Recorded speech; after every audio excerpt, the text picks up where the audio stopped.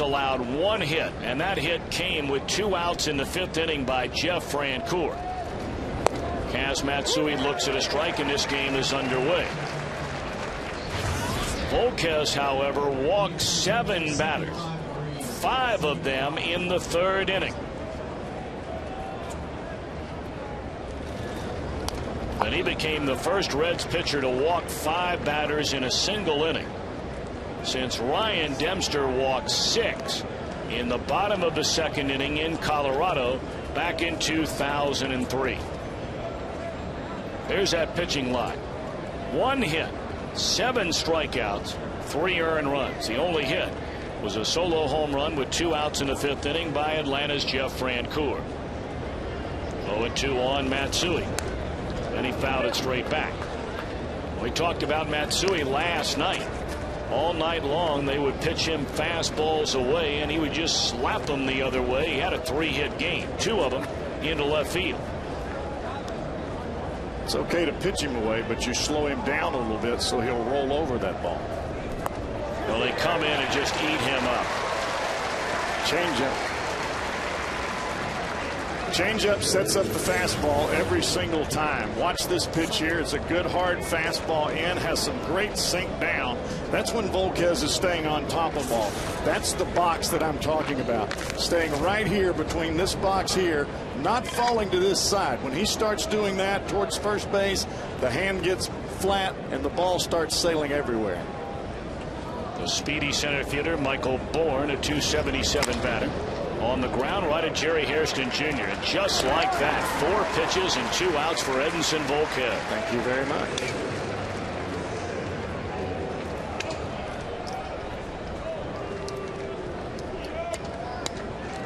Volquez had such a spectacular season. His first full year in the big leagues last season. His first year, of course, as a Red, after coming over in the Josh Hamilton deal in December of '07 from the Rangers. Led the team in victories with 17, an ERA 3.21, had over 200 strikeouts, and was the Reds' lone National League All-Star. Here's Miguel Tejada. Boy, is he swinging a hot bat. You see that front leg right down into the ground. Big high leg kick on the backside. That really means that Volquez is finishing the pitch and driving the ball towards home plate and spending some time on the rubber, not getting off of it too quick. 2-0.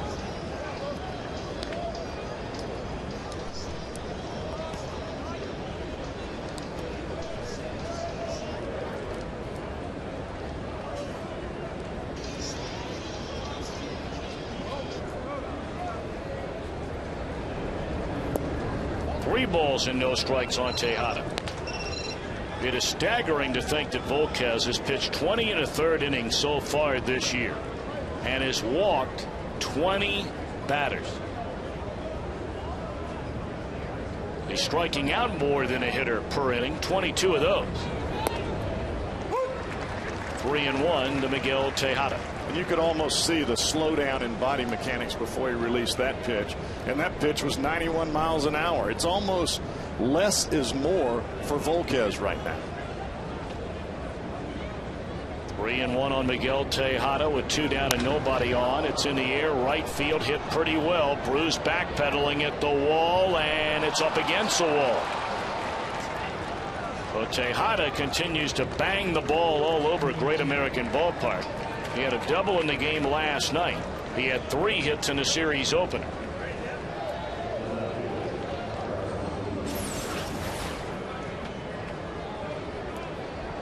I don't think there's any way that Jay Bruce can catch that ball. That hit right off the top of the wall.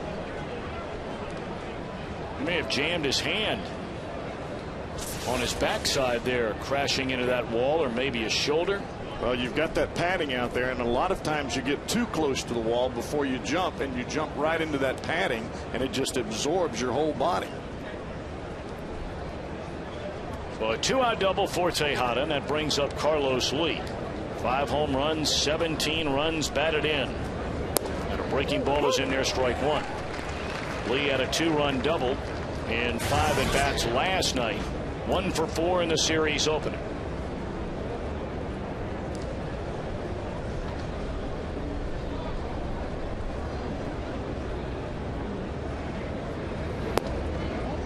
The Reds have played behind, it seems like, almost every game so far this year. All but 5 of them. The Reds have trailed in 15 of their 20 games this season. 7 of the 20 games, they have allowed runs in the first inning.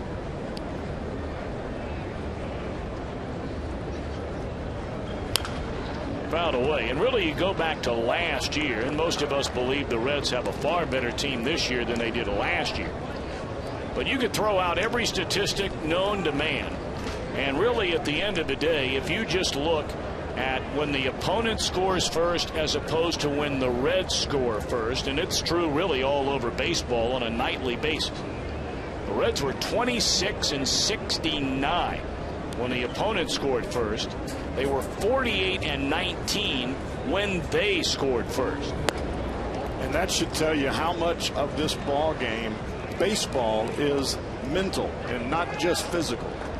When you get behind, you press. You start to try to do too much. You get outside of what you're able to do physically. You try to do too much. You stiffen up. You can't make it happen. Break-even pitch on Lee with Tejada at second and 2 away in the opening inning. And it's lined into left field and caught by Lance Nix. That ball caught him and had so much topspin on it. But it's scoreless first for the Astros, and the Reds are coming up.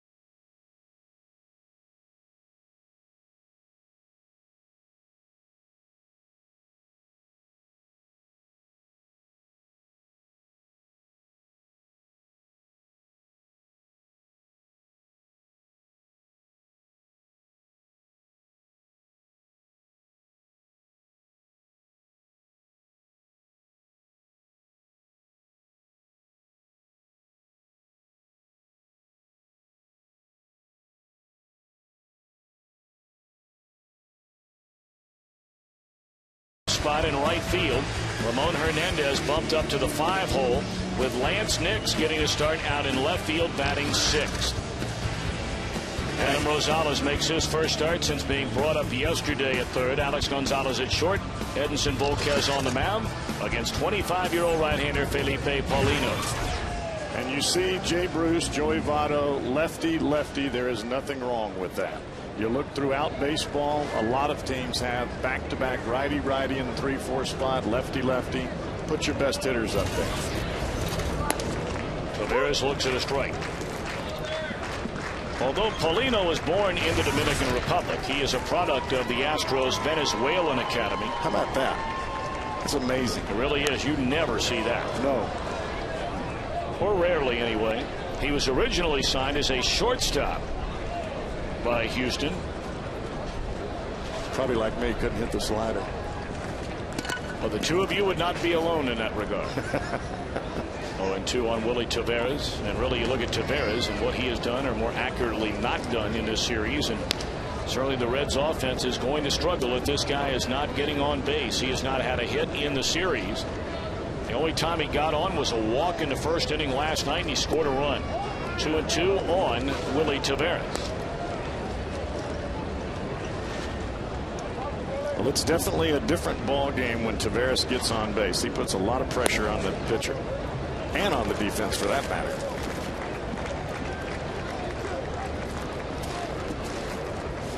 Three 3-2 on Willie Taveras. And Paulino turns it loose, and it's ball 4, and that's what Taveras had in mind, reaching base to begin the opening inning. Let's take a look at Houston defensively, presented by Ford. Same outfield we've seen the first 2 games. The only change comes in the infield, where Darren Erstad replaces Lance Berkman. A second change in their lineup is J.R. Tolles, giving Pudge Rodriguez a night off. All right, running game perspective. You got to believe that Taveras will be running very early in this at-bat with Jerry Hairston Jr. at the plate. That's what has been talked about from the time that they signed Taveras. This team was going to be more about speed and agility and moving runners than it was going to be about the home run. Ball 1 high.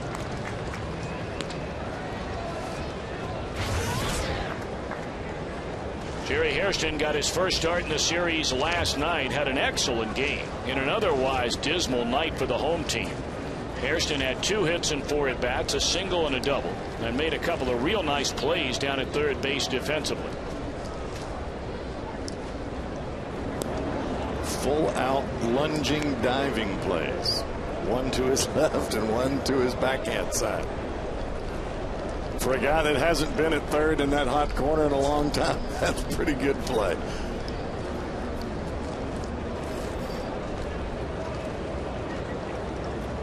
Want to know the count on Jerry Hairston Jr. Taveras not running, and there's a strike. Tom, you were talking about the defense of the Astros. Unless this kid Paulino throws strikes, that defense isn't going to matter a whole lot. He's got to make sure he keeps the ball in the strike zone and makes the Reds swing the bat. So far, he's been very good at that. Since being brought up from the minor leagues, he's made 2 starts and walked only 2 batters in 12 innings. Bunted over the screen and out of play.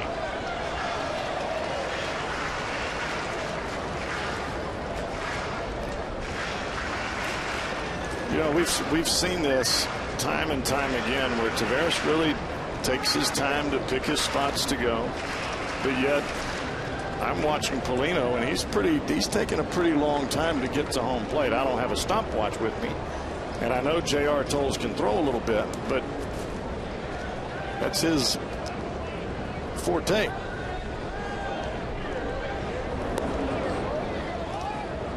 Taveras a perfect 4 of 4 in stolen base attempts so far this season.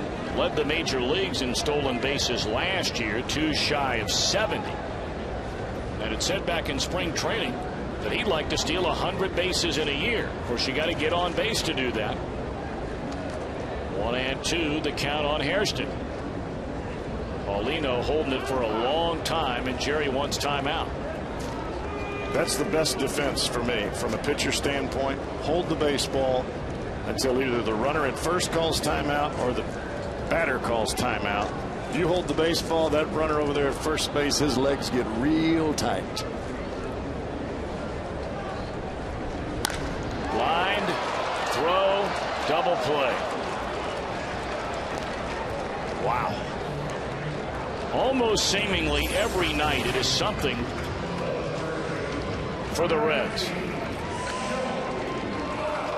Dusty Baker made the comment before the game today without singling out anybody, but it certainly didn't take a brain surgeon to figure it out. He talked about how poor the defense has been.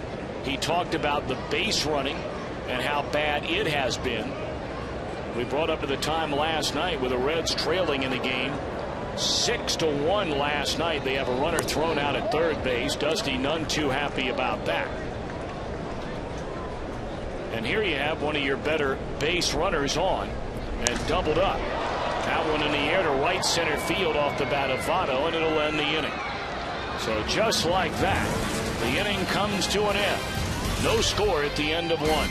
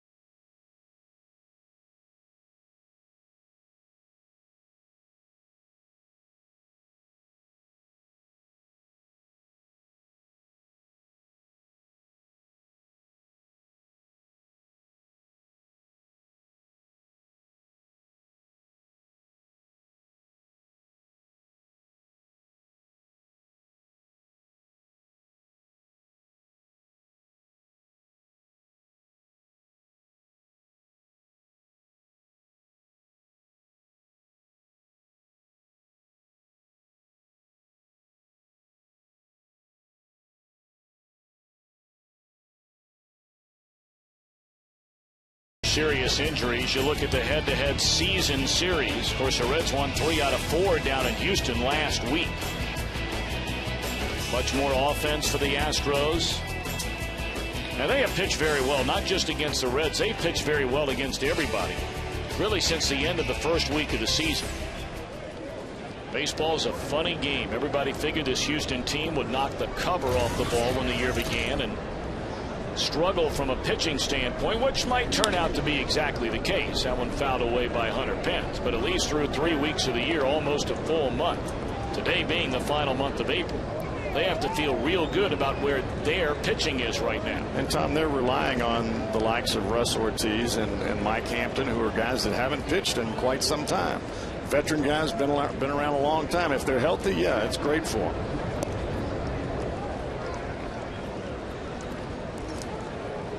Pence at .293 with 4 home runs and 10 runs batted in. Had a hitless game here last night. There you get a look at Hampton in the middle of that trio.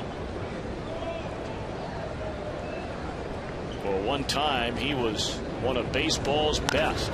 There's a high 2-hopper in the hole, and Gonzalez throws out Pence, 1 away.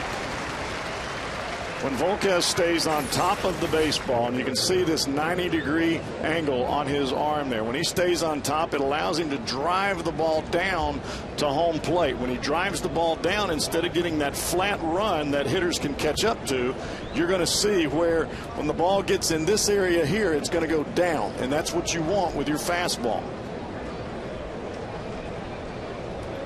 That's the perfect sinker. You can't draw it up any better than that. Jeff Blum, the Houston third baseman, looks at a strike. .328 batting average for Blum, 4 runs batted in. Couple of hits and an RBI and 7 trips during this 2-game series, tonight being the 3rd and final game.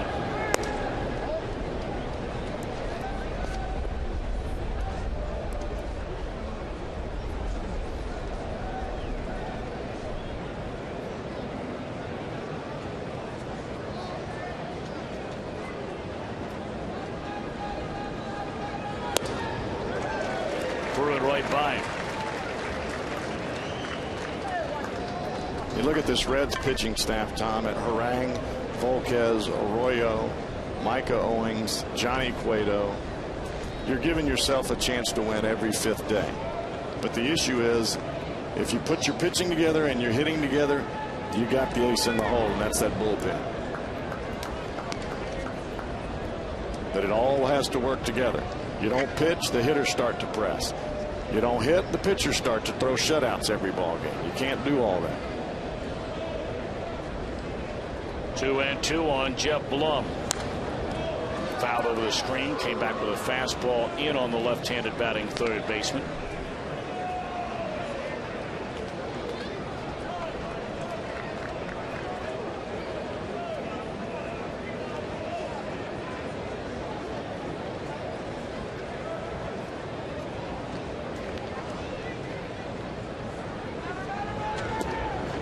Full count.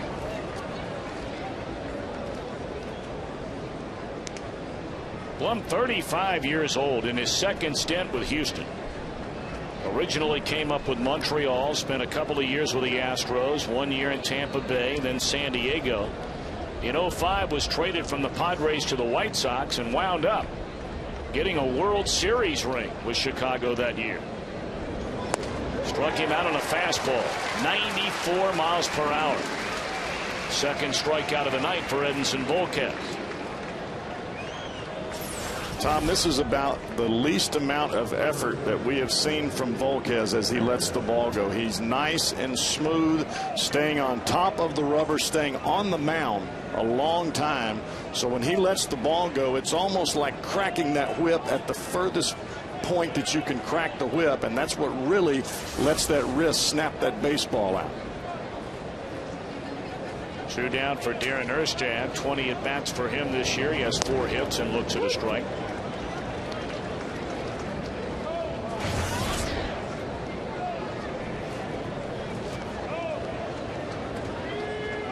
Erstad, a pinch hitter in the game here last night, and knocked in a run with a single to left field.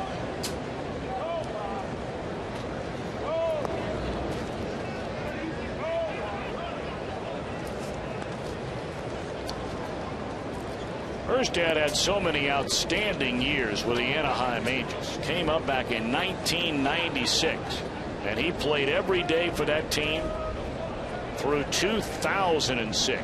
11 seasons in Anaheim, including a World Series title over Dusty Baker's Giants in '02. I just love to watch the grimace on his face when he stands in there in the batter's box. You know it's a battle between pitcher and hitter, and this guy takes it awfully serious. That's how it's supposed to be. Played by Hairston, and it's a 1-2-3 second inning for Edinson Volquez. Reds come to bat in the bottom half in a scoreless game.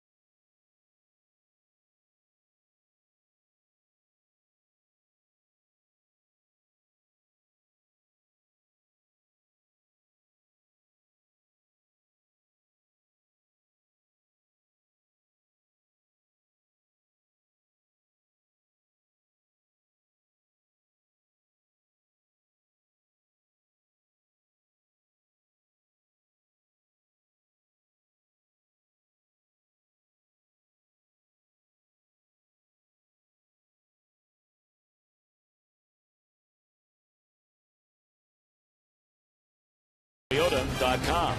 By JTM, food, family, fun, JTM. And by Jeep, you talk, we listen. Have fun out there, Jeep.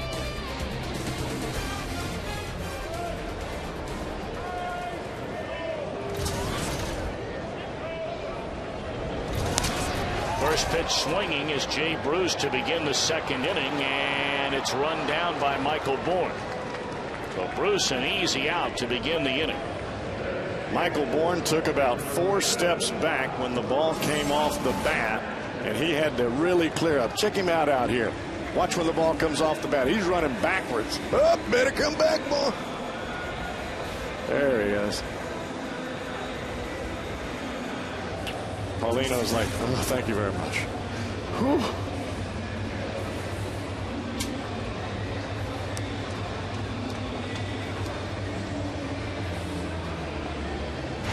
No score, 1 out here in the bottom of the second inning. And Ramon Hernandez, the batter. Ramon 1 hit in 4 at-bats last night. Hit a couple of balls very hard that turned into outs. Been hitting in that 7th hole pretty much all year long. Moved up to 6th last night. And now batting 5th tonight, with Brandon Phillips getting his first game off of the season. Going into this game, Joey Votto and Brandon Phillips have played in every inning of every game so far.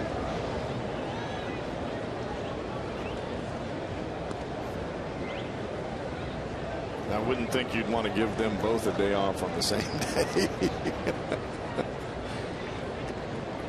Sort of ironic, of course, for Brandon Phillips, who has had such a difficult start to this season. That ball hit down the right field line and bending foul and out of play. that the one night it looks like he's starting to get things going. You may remember he doubled into right center field and hit a ball to deep center that was caught in front of a wall. Hit a home run in the 9th inning to left field. But the next day would be his off day. But he'll get 2 in a row, including the day off tomorrow. Well, I think after you get swinging the bat the way Brandon Phillips did last night, he really got some balance back at home plate. That balance allowed him to hit the ball out of the ballpark and hit the ball well the other 2 times. That ball hit very hard into straightaway center field. Bourne racing back, and he'll make a real nice over-the-shoulder catch. What a play by Michael Bourne, running it down steps in front of the wall. Well, so far in 2 ABs, Michael Bourne has covered just about as much of center field as you can, all the way to the wall there, and about 3/4 of the way towards second base on the ball hit off the end of the bat by Jay Bruce.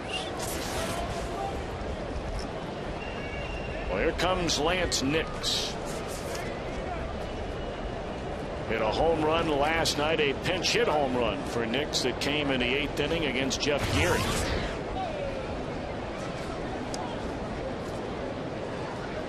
Only 3 at-bats in this series, but 2 of the hits extra base hits, the home run and a pinch hit double. And he had a couple of hits against Paulino in that last ball game down in Houston.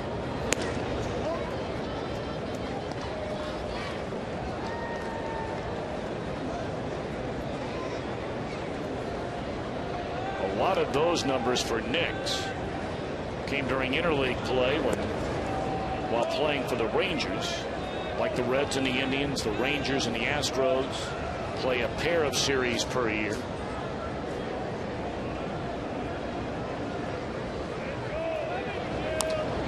Tonight is the 4th start of the season for Lance Nix.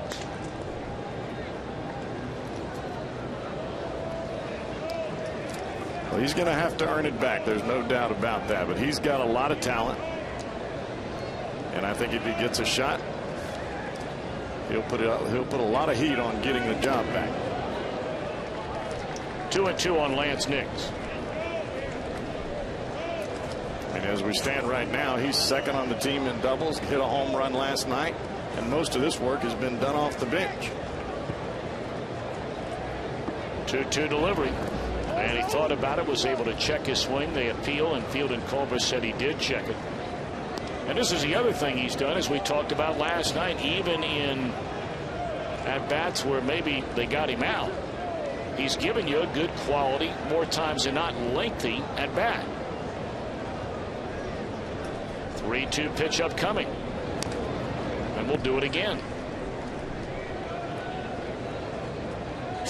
And he is so strong, Tom. You and I were talking about this before the ball game. Even his outs, and you were just saying it then. Even his outs have been line drives or one hoppers to an infielder.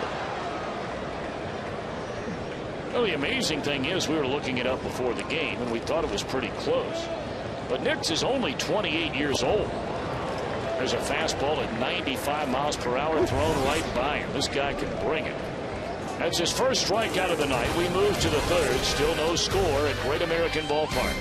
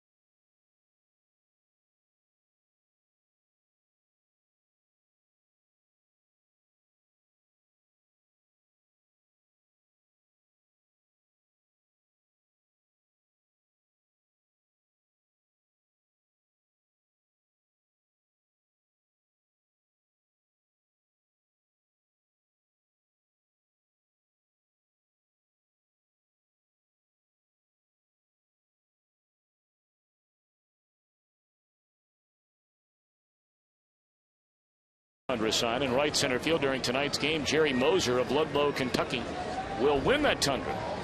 Register for your chance to win during an upcoming game at your Cincinnati and Northern Kentucky Toyota dealers.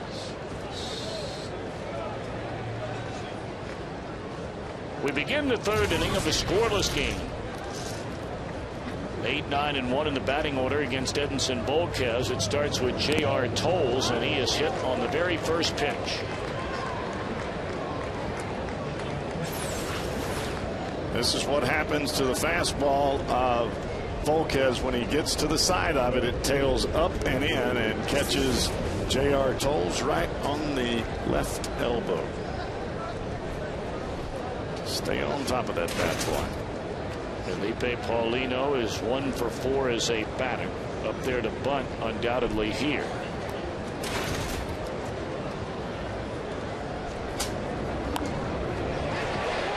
In the air, caught by Votto. And back to the bag quickly is Tolles. There's one out.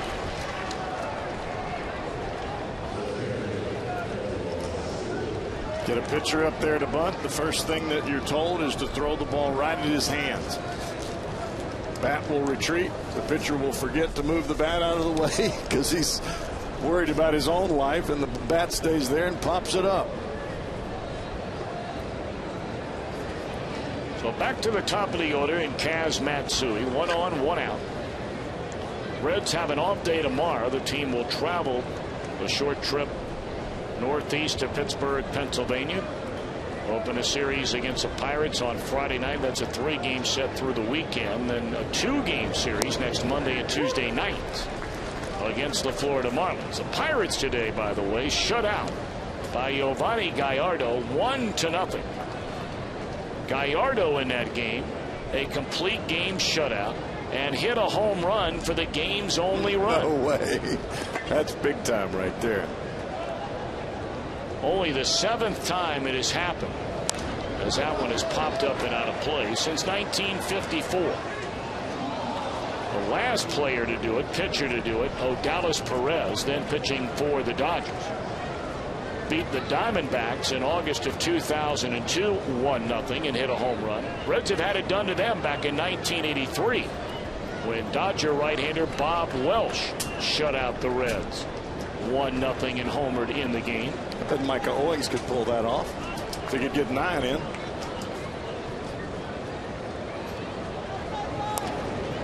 That is a foul ball. You know, it's interesting to know we're talking about the Astros and their domination in this ballpark. They've won 11 straight games. That game in Milwaukee today was the Brewers' 18th consecutive home victory over the Pirates.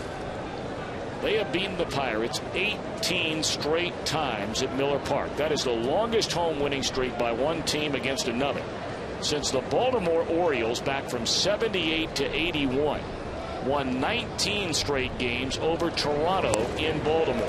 There's strike 3 to Matsui. Twice he's gone swinging tonight. Now, Volquez is pitching Matsui away, as we saw in the last 2 ball games. But he's changing speeds. The pitch right before that was a changeup that Matsui was so far out in front of, he had to try to think in his mind, I'm going to wait back just a tad this time, and then he gets a 94-mile-an-hour heater in the same spot. Well, you can forget about hitting that. Now Michael Bourne being grounded to Jerry Hairston Jr. His only time up. 2 down, runner at first. No score in the game. Strike 1.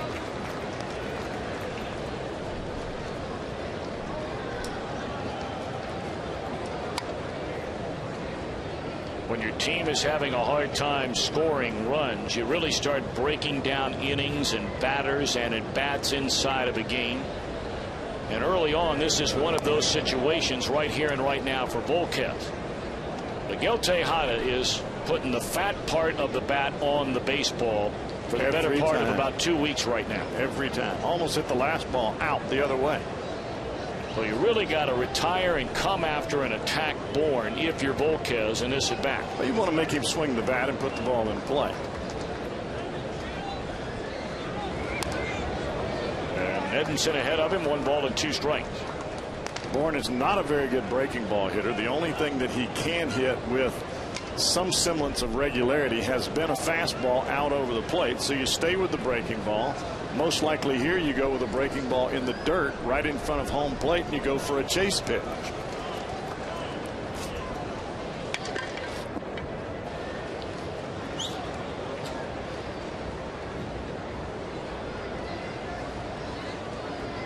One and two on Bourne. J.R. Tolles over at first with a lead. There he goes, and it's in the air and out of play.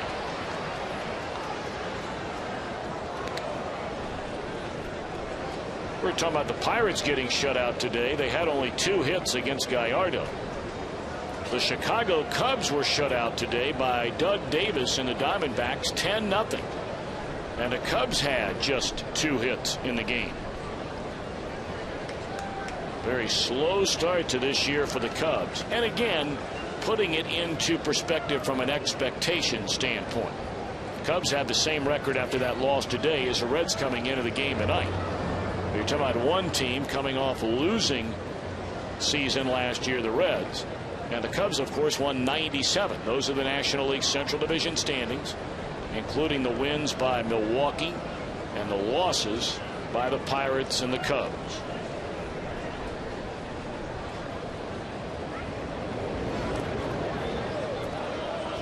Unable to advance on that pitch in the dirt is Tolles. 2-2 now to Michael Bourne. Now this is where you have to make it happen, Tom. You can't go to 3-2 and allow Tolles to take off and risk a chance of walking Michael Bourne, or for him hitting one into a gap and scoring Tolles from first base. You got to get him to swing the bat right here and right now.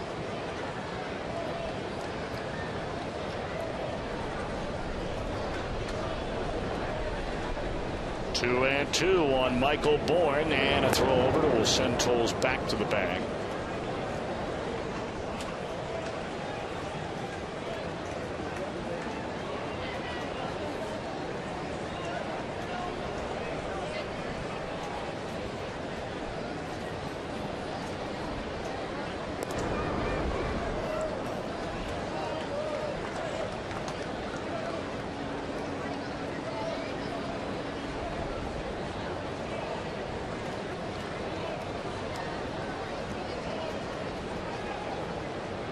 Now the 2-2 to Bourne. And that's strike 3 on a changeup, and the inning is over. 1 man left, middle of the third, no score.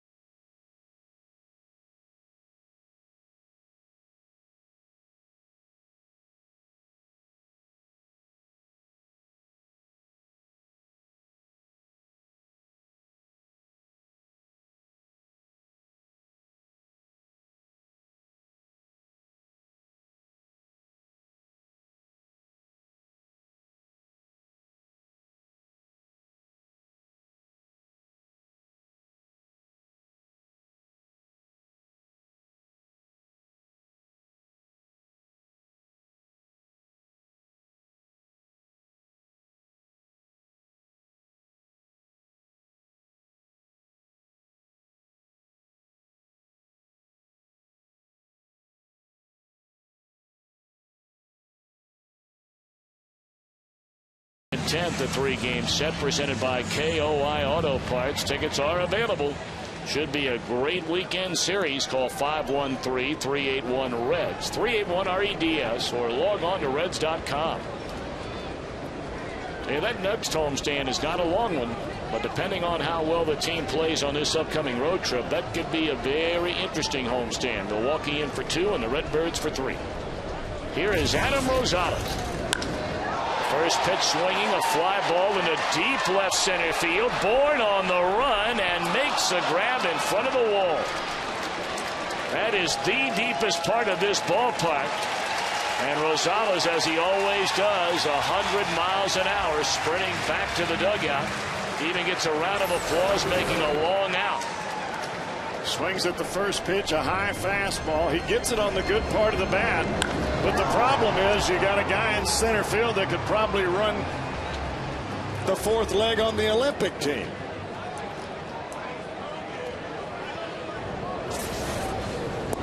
We talked about Rosales in spring training. If this guy gets any regular playing time at all, he will become an instant fan favorite. He is all out all the time. Born and raised just outside Chicago. He's already a clubhouse favorite. The guys were calling him Pete Rosales in spring training. Pete Rosales.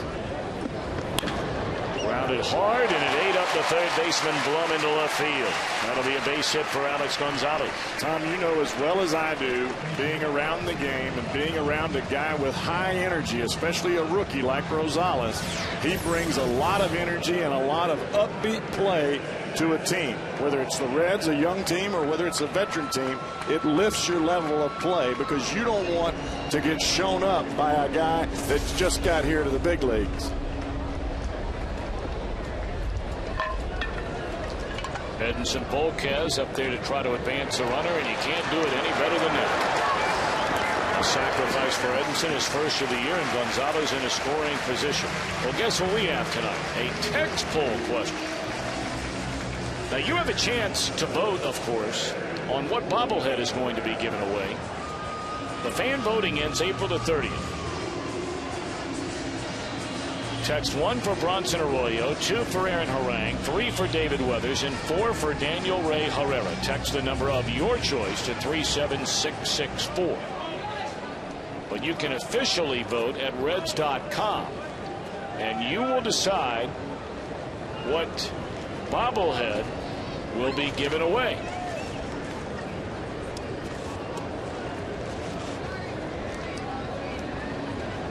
Now Willie Taveras. With 2 outs and a runner in scoring position, Willie walked his first time up, was doubled off on a line drive by Jerry Hairston Jr.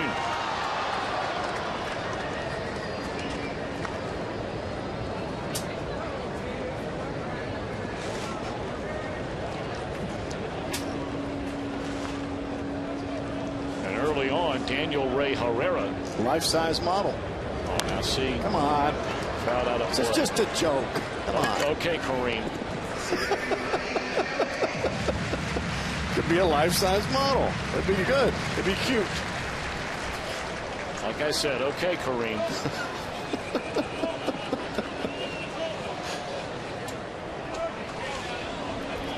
You just haven't accepted it yet. That's the problem. 0-2 on Willie Taveras. Excuse me, swing and fouled out of play. He gets the ball to home pretty quick. Yes, he does. Well, you mentioned he was hurt all of last year. Well, he tried to come back in a rehab situation, and he just aggravated the pinched nerve. Sometimes those things take forever to go away.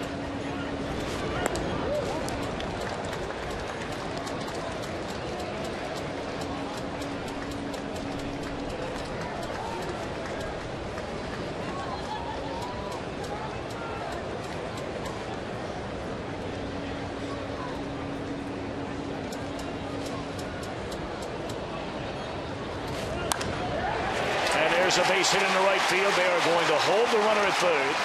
Pence got to the ball quickly in right field. So a base hit by Taveras on a 1-2 pitch keeps the inning alive for Jerry Hairston Jr. Great job of hitting by Taveras here. You got a runner at second base. You get the pitch out over the plate, and you take it right with it. A breaking ball. It's a tight one. It's a strike whether you swing or not. Keep the bat flat. Shoot it right through the right side. Now, Tom, Taveras has got to run. You got to make something happen right here. There's 2 outs.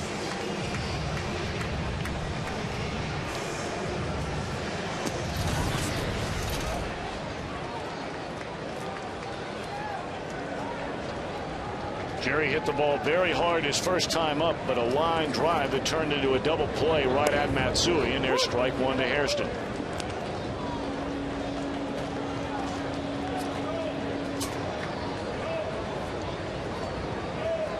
Two down. If I'm Dusty, I make him run. Tolles hadn't caught much. He might throw that thing out there to Michael Moore.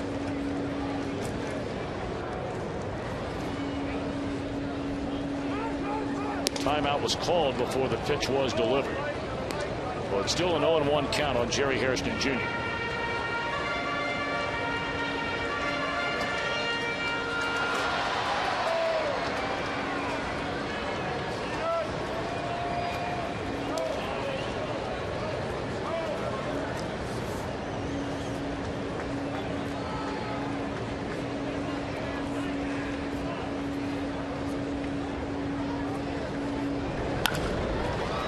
On the ground to short, and that'll end the inning. Red Strand 2, end of 3, no score.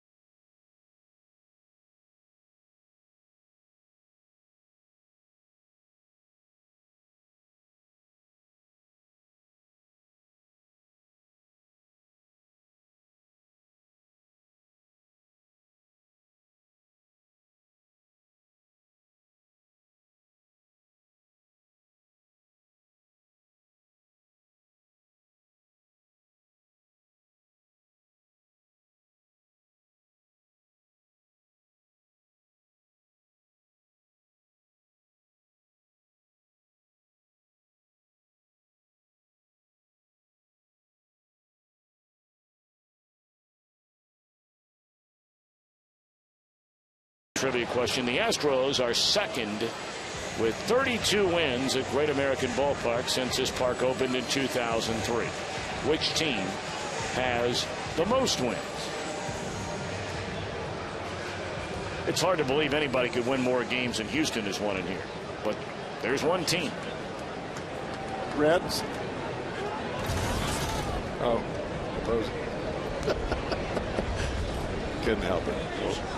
But you would be right on that. Couldn't help it. Got to find some comedy in everything. Part of the order for the Astros against Edinson Volquez. And a comebacker on the first pitch by Tejada. One away.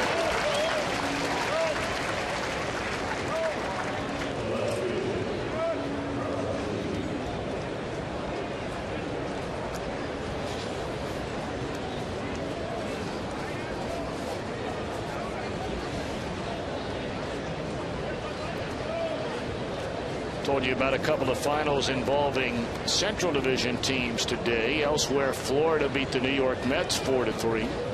Colorado over San Diego 7-5. Atlanta early on, last of the third inning. A 3-1 lead over Adam Wainwright and the St. Louis Cardinals.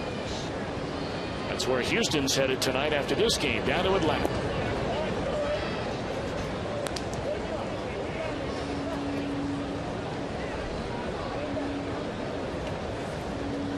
Carlos Lee acted like he was going to bunt to see what Rosales was going to do. Go ahead and lay it down, big boy.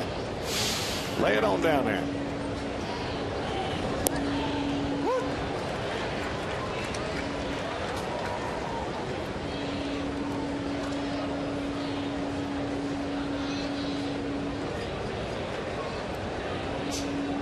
Lee hit a bullet. Hardest hit ball of the night by an Astro.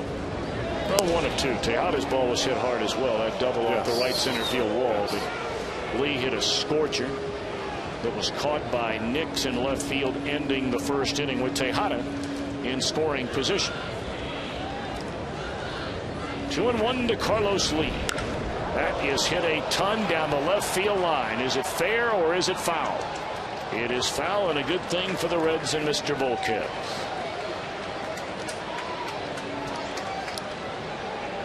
That's why you never mind if a home run hitter lays down to the bunt. Always got a chance for him to stumble running down first base line. Excellent body movement.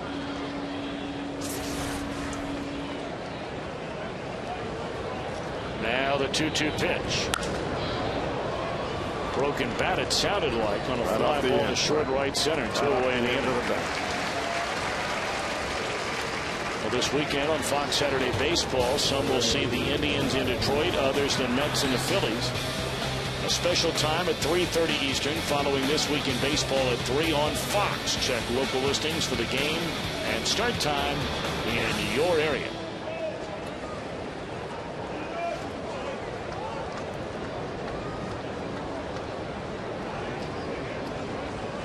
Of course, the Reds will see those Cleveland Indians a couple of series this summer. Swing and a miss. Hunter Pence missed that breaking ball by 2 feet. The Indians come to town May the 22nd, 23rd, and 24th. That'll be a Friday, Saturday, Sunday series. The Reds go to Cleveland the final weekend of June, 26th, 27th, and 28th. 0-2 on Hunter Pence. Indians off to a slow start this year.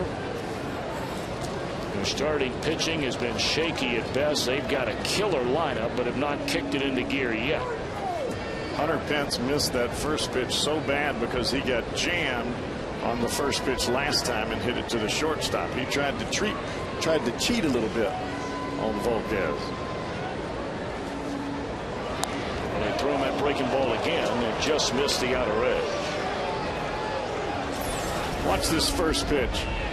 Hips are already open. He's trying to hit this ball out of the ballpark. I mean, he's got that much room out there on the outside part of the plate where the ball was. Are you looking there, partner? High tapper, plenty of time for Volquez. And a very impressive 1-2-3 fourth against the heart of the order. Here's a special look at what will be one of the biggest films of the summer. X-Men Origins Wolverines in theaters May 1st.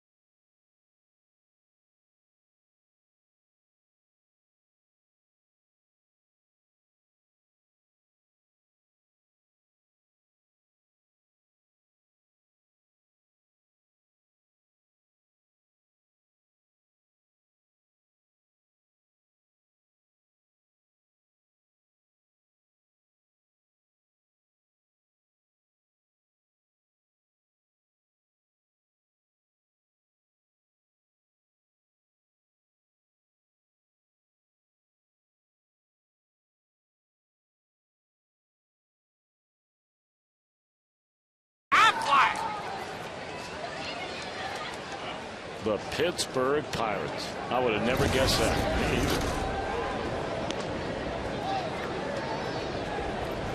Naturally, it's going to be teams inside your division, just based on the number of times they play here every year. Generally speaking, 3 times per season, teams inside your division will come and play in your ballpark. Now, due to interleague play, there are some years where maybe one team or 2 or 3 teams will come in twice. You'll go to their place 3 times, or vice versa. Now, you're talking about series, not just games. Yeah.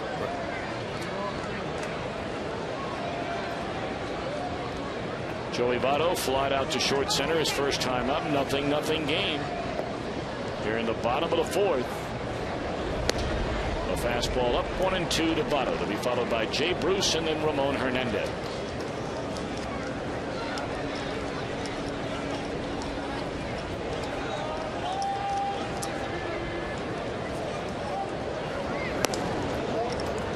This guy rushes it up there. He does. There's a reason that they did not rush him through all of that issue with his nerve problems. And you're talking nerve problems in his arm. Yes. Yes, he had a pinched nerve. You're the only guy I know that has some nerve problems. More mental. Line into center field, and there is Michael Bourne yet again. Somebody stop that masked man. Hit it to somebody else. This guy catching everything in sight. Well, we got to bring you the final numbers from our Reds text question. And Daniel Ray Herrera, the overwhelming leader. Well, I guess I better text all my peeps and tell them thanks for voting for Herrera, because that's the guy that I told him to vote for. So are you Twittering now? I thought you told me last night that you weren't Twittering. Well, I've changed my mind. Wow. So what kind of stuff you putting in there? I mean, give us a sneak preview. I'm telling my peeps, thanks for voting. Yeah, but see, you don't. They can hear you say that right now. No, they may not be watching. Well, you're right. I guess they may be in somewhere else, and we're including them in the Reds Mania. Nice. So you are officially now, for everybody who wants to start following you, Jeff Brentley. I mean, even when the team is on the road and maybe you're on the radio side, you're going to be Twittering. It's Reds Cowboy. That's what it is. So and I mean, you're going to be filling them in all kinds of things. Not only what's going on. I mean, minute by minute, some of the things you might be up to. As Bruce is jammed with a pitch, and that one's looped into shallow center. Bourne there again, 2 away in the inning. But now, ribs for dinner and ribs at midnight. Some people like to know that I like my songs. Stuff like that. Yeah. So, I mean, will you find yourself, you get back maybe into a hotel room late at night after a ball game, say in Pittsburgh over the weekend or maybe down in Florida, and, maybe you order up a pizza and maybe a bucket of ice cream before you hit the rack, and you'll just fill everybody in. This is what the Cowboys up to right now. I could say maybe I'm having a club sandwich while I'm working on my tan on the beach in South Beach. I could say that. Might not be doing it, but I can say that. Now, when you go down to South Beach, which you might next Monday and Tuesday, do you wear your cowboy boots down there with your bathing suit? No, just my Speedo.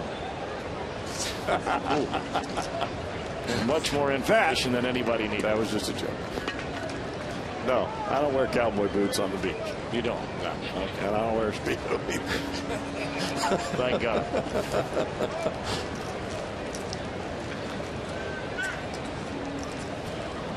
0-1 the count, and that's taken outside. 1 ball and 1 strike on Ramon Hernandez.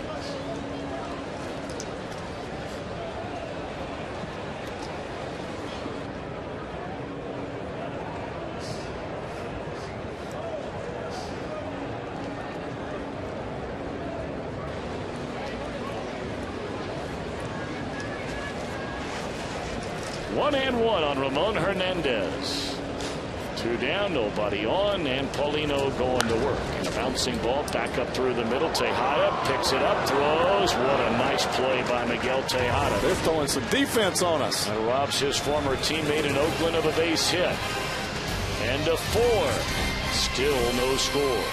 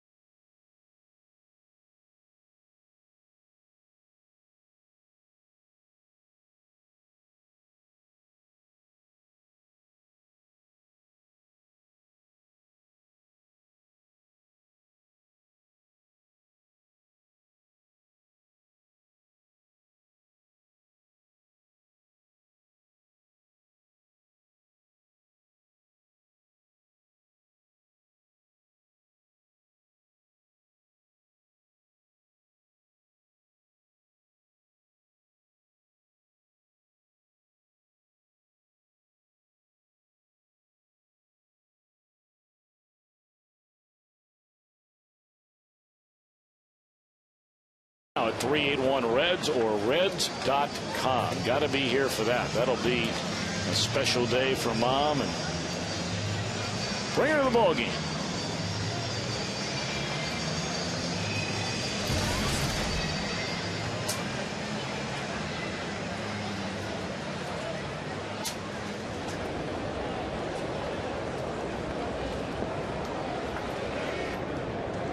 Top of the 5th inning, Jeff Blum, Darren Erstad, J.R. Tolles scheduled to bat against Edinson Volquez. No runs, 1 hit for Houston. No runs, 2 hits for the Reds. A couple of talented, hard-throwing young right-handers locking up tonight. And Blum, a check swing, grounder right back to Edinson, 1 away. 3 of the last 4 outs have been balls hit back to the mound. Tejada, Pence, now Blum. And that just shows you how much that Volquez is changing speeds. Sometimes the first pitch is a changeup. Sometimes it's a fastball. But the issue for tonight with Volquez is everything looks the same. He has stayed in that box that we talked about at the beginning of the ball game, driving the ball straight towards home plate. The arm slot is in the same spot every time, and every pitch looks like a fastball. Darren Erstad bounced to second, is only at bat. And there's a fastball strike called on the outside corner. The only Houston hit was in the 1st inning, a 2-out double to right center field by Tejada.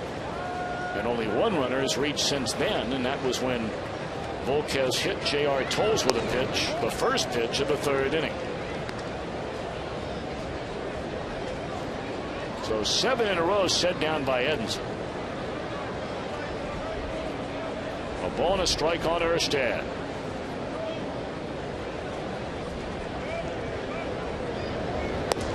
Fastball 93 on the outside edge, strike 2.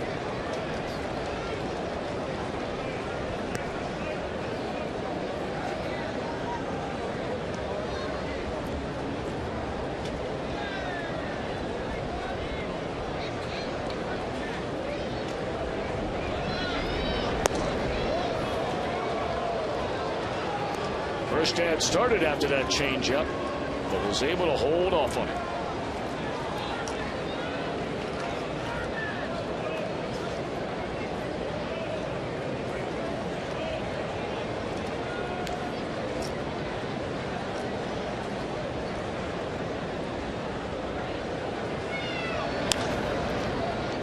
Back-to-back changeups, and that one pulled foul.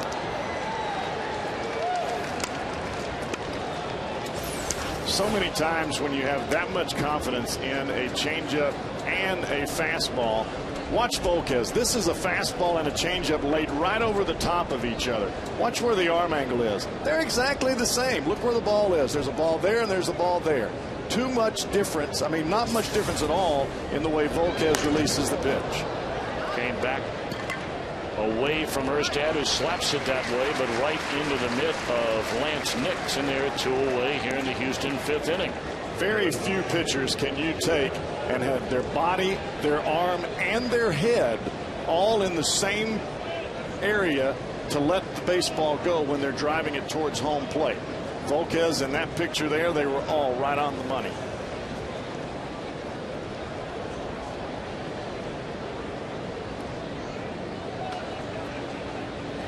Tolles hit by a pitch, his only plate appearance tonight.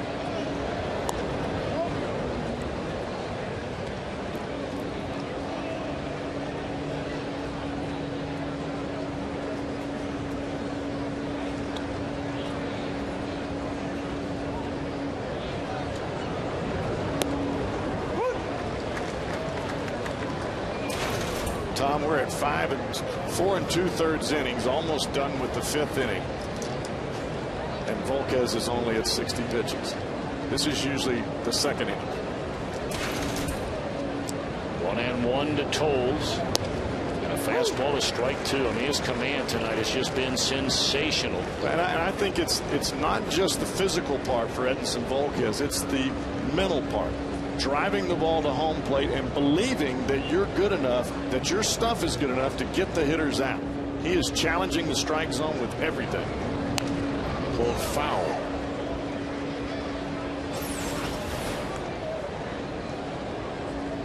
Let's watch Erstad here. That's a fastball right on the outside corner. Now watch this pitch. Erstad looking for the same pitch. All of a sudden he gets the changeup. Could you see how far the bat head was out in front of the ball, and he pulls it foul down the first baseline. Speed him up, slow him down, speed him up, slow him down. The old proverbial rocking chair.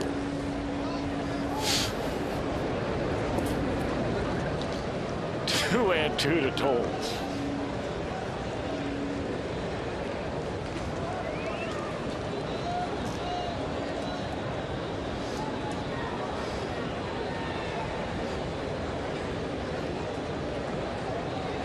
Now Volquez trying to put Toles away and put the Astros away here in the 5th inning. 0-3.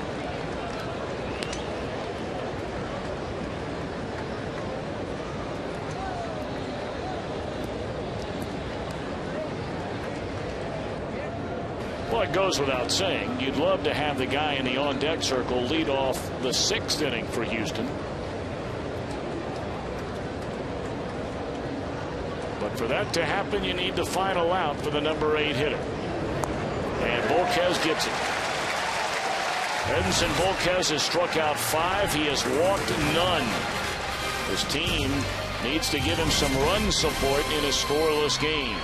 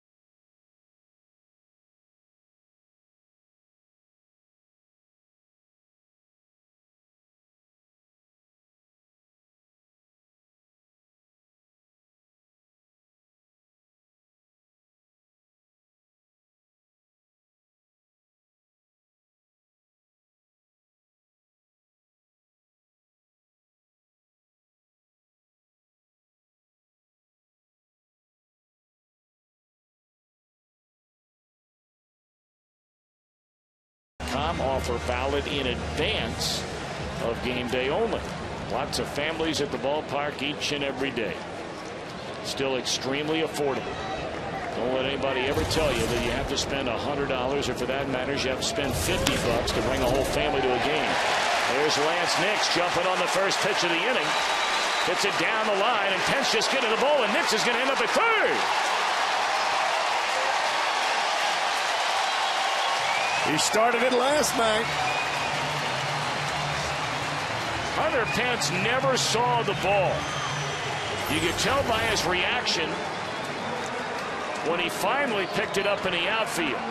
It's so difficult in a foreign park to judge the curve as the ball goes down the lines, especially when you have a long wall as you have here at Great American Ballpark. The ball gets on the wall and it starts hugging it, and it's coming around there. Couldn't pick it up. You didn't know if it was going to stop by the bullpen or continue to roll. And that ball stopped, and he had to go get it. Well, Nix had his first home run in the big league since '06 last night. That is his first triple in the big league since 2005. He's getting a chance to play, and this young man proved in spring training but perhaps he's finally healthy after that terrible shoulder injury over 4 seasons ago. He stands at third with nobody out. Adam Rosales just missed clubbing one out of here, his first at bat since being brought up from the minor leagues. Rosales was tearing it up in AAA, batting .431 for Louisville. In there, strike 1 and 2 on Adam Rosales. This guy knocked in 12 runs during the spring, which was tied for the second most on the team. And there's a base hit in the center by Adam Rosales. And it's 1-0 Reds. Jeff, we talked about this young man all during spring training. Even in Grapefruit League games, it seemed whenever the Reds needed a hit to knock in a run, he was getting that hit. You have to believe in your own talent in order to be successful. You can't come to the plate and hope you're going to get a hit. You have to know you're going to get a hit. And we just saw 2 guys who are hungry to play at the big league level, and they got it done. Boy, look at him over there. He is fired up. That's what you like to see. We talked about how hard this young man's going to play and how inspiring a player he can be to those around him. But this club, when your offense is not going good, you look like a team without a lot of passion. This guy will bring passion to the ballpark every night. And the guy that hit right before him will do the same.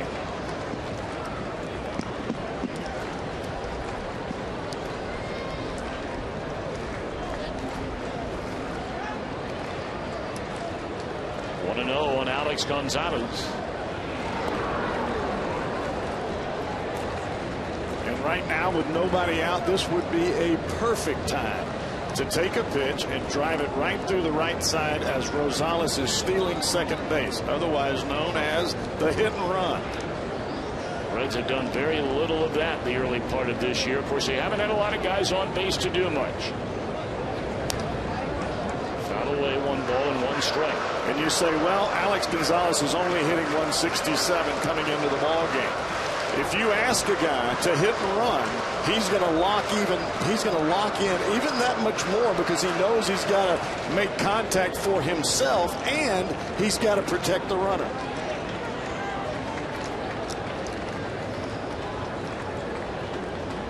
One ball and 1 strike on Alex Gonzalez. The Reds with a 1-0 lead, and a ground ball into left field, a base hit. Rosales a hard turn. Lee will run to it quickly. It doesn't take long for the opposition to realize who's out there running hard. Gonzalez gets a breaking ball on the outside part of the plate, but it stays up, and that's what allows him to hook it into the left field side. You hesitate at all out there in the outfield on Adam Rosales, and he will embarrass you. He'll take the extra base in a 32nd minute.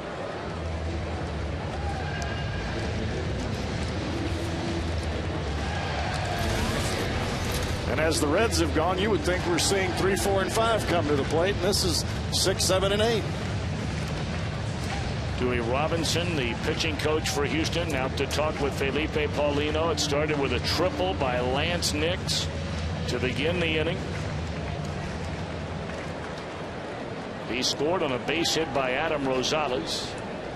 And now Gonzalez follows with a single. And Volquez up to do what he did the last time, and that's advance the runners with a bunt. This time he'll need to bunt to third base. Way inside, he spins out of the way, pulling the bat with him, ball 1. The reason that you bunt to third base is you want Jeff Blum, the third baseman for the Astros, to come in and field the baseball. You want Blum in here.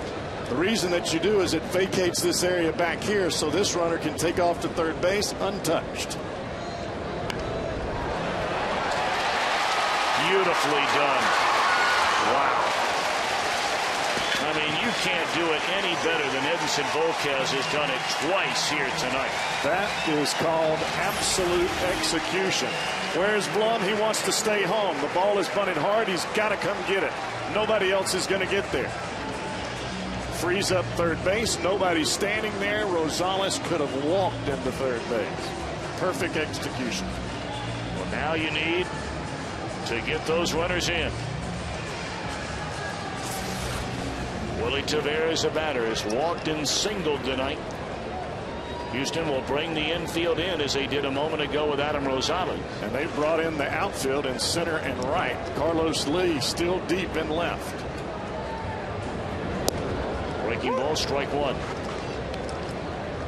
Look how shallow Bourne and Pence are playing. There's Bourne there. There's Pence. That's a lot shallower than what they were playing earlier. You hit one on the nose right here in that left center field gap. Oh, Nelly. You're running for days. 0-1 on Willie Taveras. Nice play by Toles on a pitch down and in. Count even at 1-1.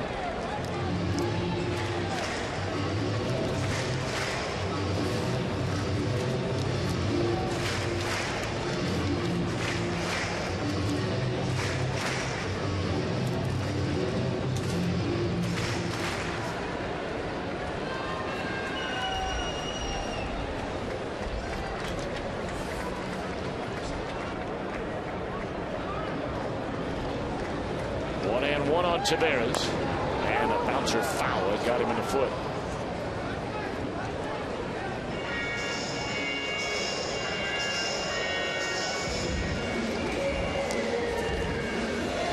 Kid Polino is really turning it up. The last two pitches, 96 miles an hour.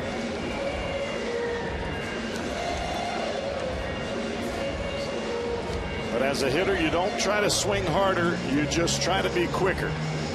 Get those hips turned and get the hands to the baseball.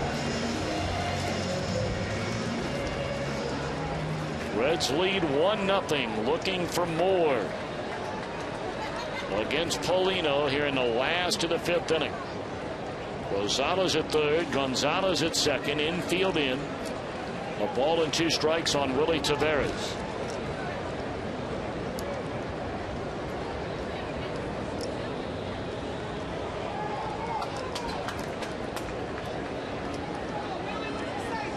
J.R. Toles really setting up inside, up underneath Taveras' hands.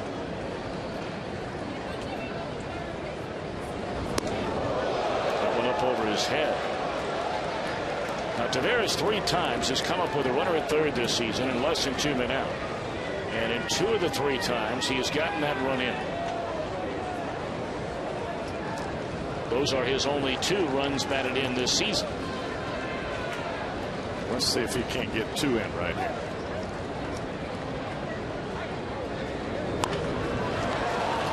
Throw comes home.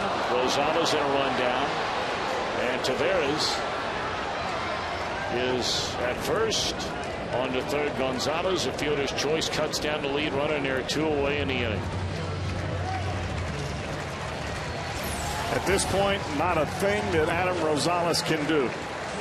He's going on contact. As soon as the ball hits the ground, he's taking off for home. And Toles does exactly what he's taught to do, run the ball all the way back to where the 2 runners are and tag them both. So a missed chance. Let's see if Jerry Hairston Jr. can pick up Taveras and get home at least 1 more run in this inning.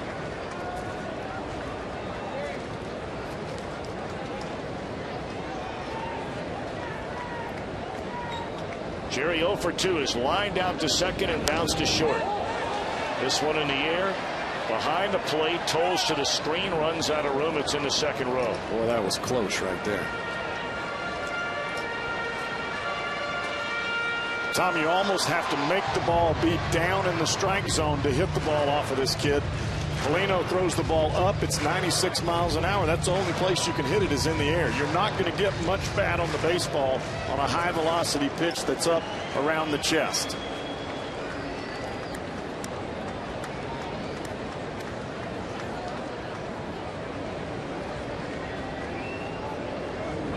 Runner goes, and a throw down to second base, and safely is Taveras. That'll be his 5th steal of the year. That's the first throw that J.R. Toles has had in a while, and the ball got stuck in the web of his mitt. A guy that doesn't catch every day, he can't keep his tools sharp. You take advantage of it. See him double clutch there, trying to get the ball out. So now a hit more than likely means 2. Reds in front 1-0 in the bottom of the 5th inning. A leadoff triple in this frame by Lance Nix, and then Adam Rosales in just his 2nd at bat since being brought up from Louisville. Hits one back up through the middle to knock in the game's only run so far. A 1-1 now on Jerry Hairston Jr. is low. Tom, it amazes me that the hunger that a guy has when he knows, or at least he feels like he belongs on the baseball card. He belongs in the starting lineup. You know that Rosales has that feeling by the way that he plays, and you know that Nix does by what he's done in the past. And sure enough, these guys are inserted into the lineup tonight, and they make something happen right off the bat.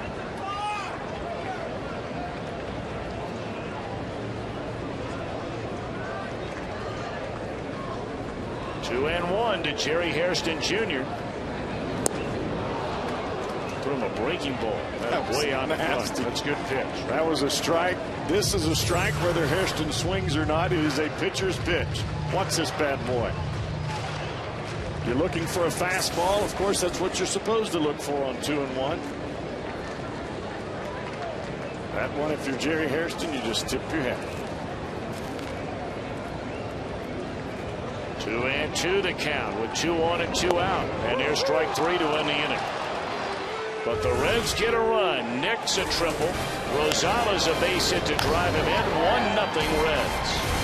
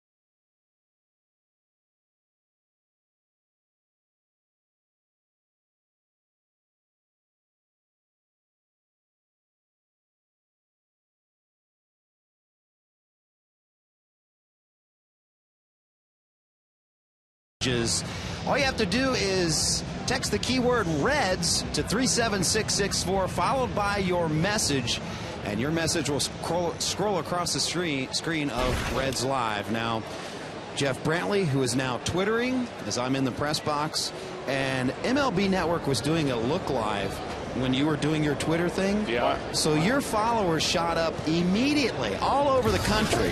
It's the Cowboys' luck. I can't believe it, how lucky you were. Am I up to Ashton Kutcher? That's all I'm really concerned You're about. only about 999,000 some behind him, a little bit more. But I'm also Twittering as well. I'm working. I'm at Jim Day TV on Twitter. And, of course, you're the Reds Cowboys. Yes, so I am. all our peeps and tweets out there. We got you covered, people, for all the Reds mania, as you called it. You got it. Well, Jim Day was the one kind enough to You know, Cowboy, bring you up to speed on how you could go about Twittering this being right. your first day. Thank you very much. This is my first day. It was not easy. You're off to a roaring start, let me tell you what.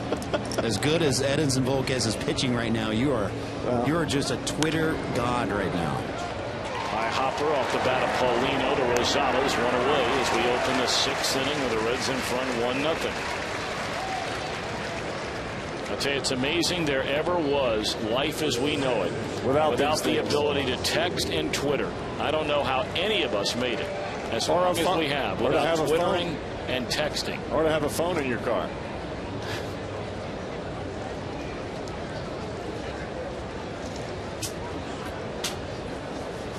What would Lewis and Clark ever think? The old history lesson. You can get it all right here on FSN Ohio. Kaz Matsui, now the batter, has struck out twice in the game.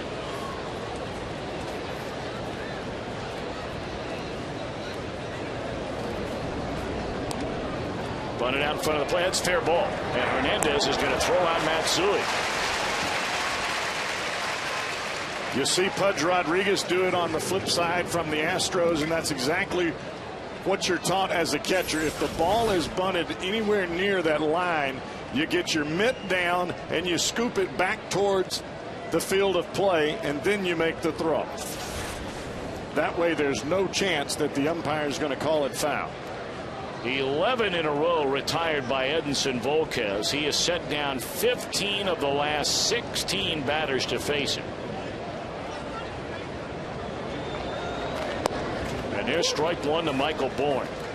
71 pitches in the game for Volquez, and we're 2 outs here in the 6th. Pounding the strike zone. And yes, this is the same guy who just 5 days ago walked 7 batters in 5 innings. 5 of them in 1 inning. Grounded down to Votto.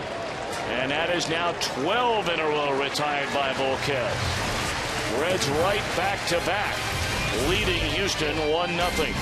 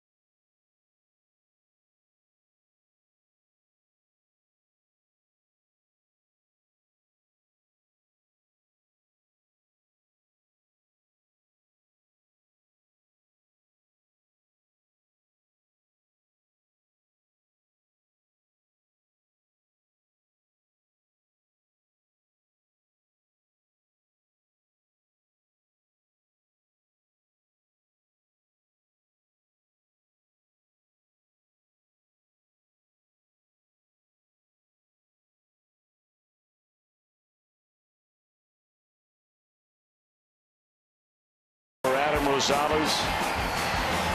Oh yeah, excited Cowboy, excited.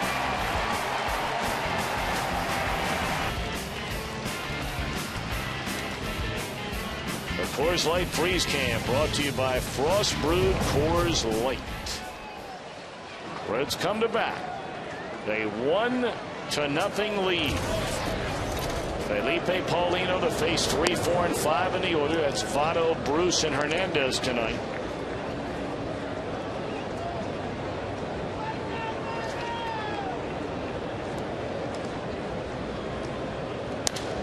Votto off the end of the bat, lifts a fly ball into left center. Bourne will wave off Lee, and it drops right off the mitt as the two ran into one another. You could see that coming from a mile away. Bourne had called him off, and either Lee didn't hear him or didn't see him. You could see Bourne holding the hand up. Bourne's got his eye on the ball, and clunk. The error is on Carlos Lee. I mean, you saw the wave. Now, you can't expect Lee to see the wave, but you could read his lips. I got it, I got it, I got it. Said it numerous times. And the best part about this whole thing is that Joey Votto never slowed up. He continued to run instead of just assuming the ball would be caught, and now he's in scoring position. Well, they gave the error to Bourne. I thought it hit the glove of Carlos Lee. It did hit the glove of Carlos Lee. I think they're going to have to look at that again. Yeah, they will. They'll change it. A runner at second base after the error. And Jay Bruce waiting on a pitch from Paulino. The fastball is high.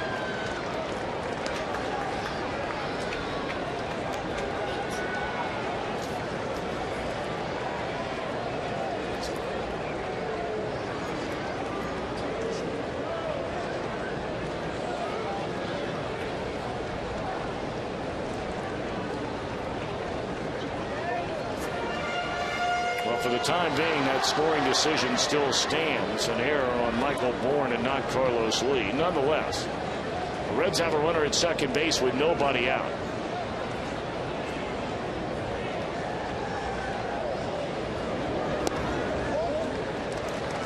So how do they rule that there? The ball hit Carlos Lee's glove. They're saying that Bourne was the one who ran into him and knocked the glove. Yep. I got you. Even though as a center fielder, you're the one that has ruling over the outfield, I guess. Yes, sir. How do you say that? Yes, sir. That would be a no, sir. 2-1 to Jay Bruce. Paulino a look back at Votto, and it's fouled straight back. Bruce had a rip at a 93-mile-per-hour fastball. And having the two left-handers batting back-to-back in this situation, both Votto and Bruce. Yes, Votto got on via error, but now you've got one of your better hitters, second only to Votto, standing at home plate with a chance to drive him in right here. Instead, he strikes out on a breaking ball. Boy, this Paulino kid has got a chance to be mighty good. Wow, is he impressive. His breaking ball looks like a curveball, but yet it has slider spin. It's spinning like a top, and the ball gets to home plate. Very tight spin, and instead of breaking laterally, either down and in or down and away from a right-hander, it breaks straight down. So it almost has the break of a split finger, but the speed of a fastball.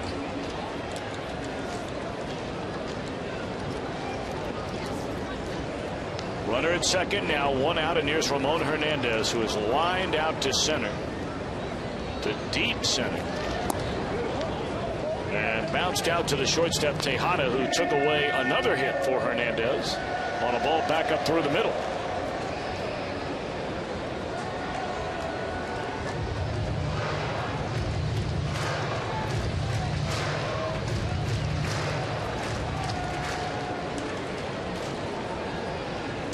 Activity for the first time tonight in the Houston bullpen. A right-hander and a left-hander. The righty is Sampson and the left-hander Burdack. And there's a ground ball to the right side. Erstad to the bag. Votto will advance 90 feet, but there are two out in the inning, and it's up to Lance Nix. And that right there, Tom, is why it's so important as a batter with a runner at second base and no outs that you hit the ball to the right side and get the runner from second to third base, especially in a ball game like this, and the fact that your club is having world of time trying to score runs. You do whatever you can to hit the ball to the right side, even if that means bunt on your own. Well, I would imagine as Dewey Robinson comes out there to talk things over with Paulino and Tolles, they're probably checking with Paulino and say, okay, you tell us, what do you want to do? You've got a left-handed batter, Nix, coming up. Then you have the right-handed batting Adam Rosales after him. Obviously, you've got first base open. What do you think you do here if you're Felipe Paulino? Do you go after Nix, or do you take your chances with Adam Rosales? Well, I would say in this position it's Cecil Cooper who makes the judgment, not Paulino. Paulino being a rookie, a young pitcher, not knowing really the lineup or how to work this situation in the long run. Cooper's got to be the one that makes the choice here. You either pitch to him or you don't. Nick struck out his first time after a lengthy at bat and then tripled down the right field line leading off the fifth. And that's where he hit that triple down the first base line. He has scored the only one of the game. Now, Chris Dickerson is not expected to play at least until Friday, maybe a day or two after that. And you wonder if Nix goes out there and produces. I mean, are they going to let this guy run a little bit here, meaning getting some playing time? 0-2 now on Nix. I think that all goes back to Lance Nix. If he produces and he's able to go out and play and put some numbers up and swing the bat the way he has off the bench, he'll have earned his spot.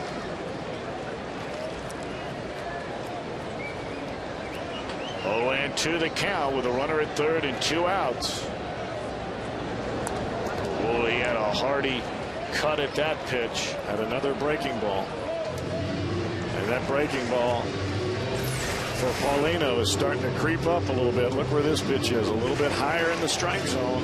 The only reason Nix wasn't right on it is it was a change of speed from the fastball.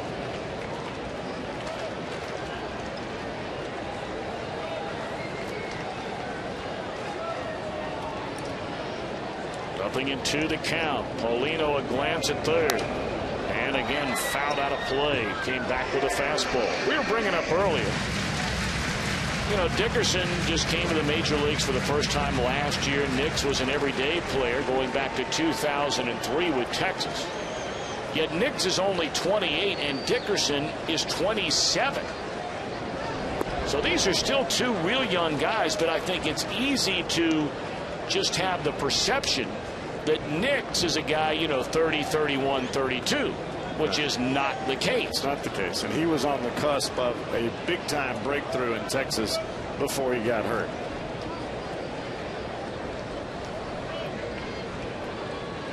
One and 2 on Lance Nix. Paulino back to the plate. And it's into left field. Tejada nowhere to go. An infield hit and an RBI for Lance Nix. That is a big-time AB.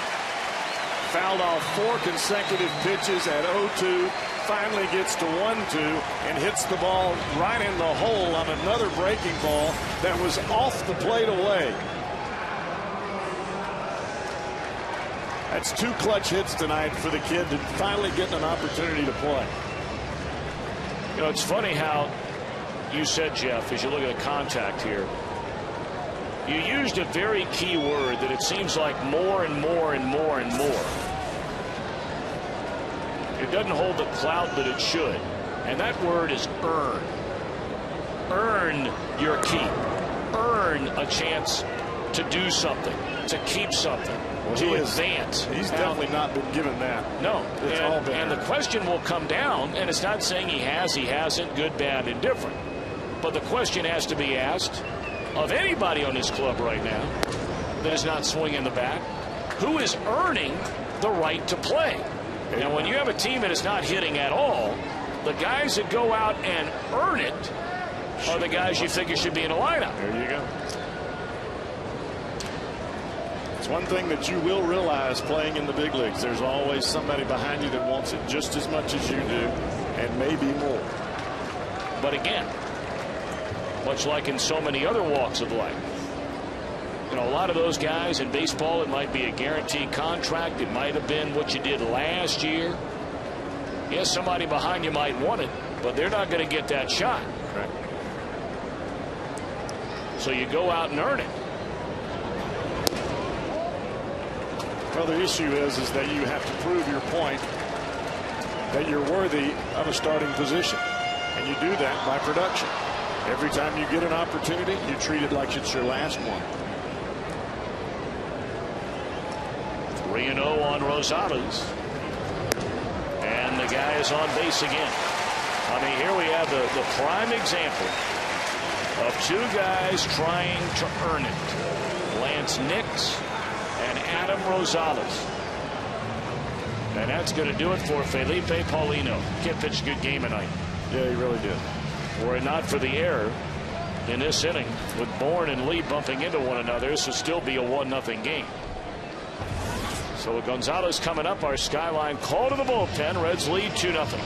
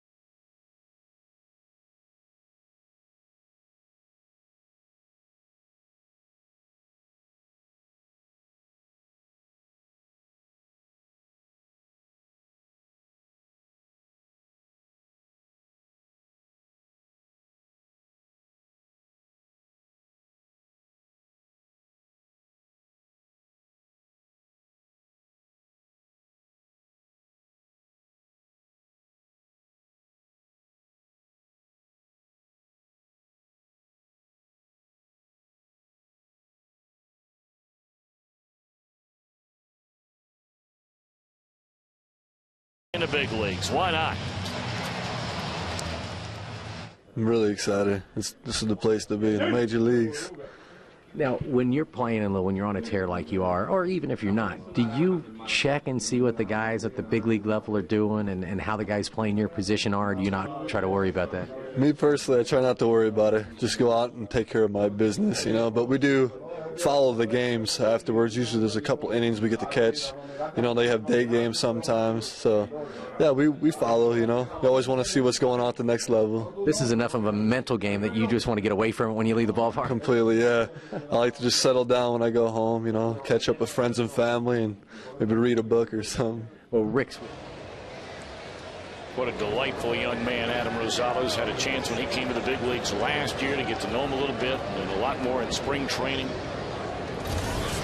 And during Reds Fest, he was very popular with a lot of the fans. And not many knew a whole lot about him, but once he got up there and in some of the various events, those up on the stage, people took to him immediately.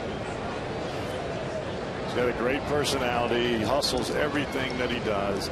And he finally, I think he's gotten to the point where he believes he belongs. And that's a big part of it, Tom. If you don't believe that you belong here, you're going to struggle. Chris Sampson is on to face Alex Gonzalez with a run home. Reds in front 2-0. 2 outs, 2 on. 0-2 to Alex, who is 2 for 2 tonight.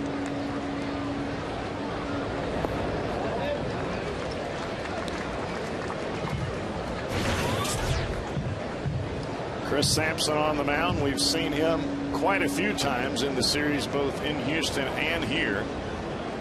He's pitched in a heck of a lot of ball games. This is now his 11th ball game.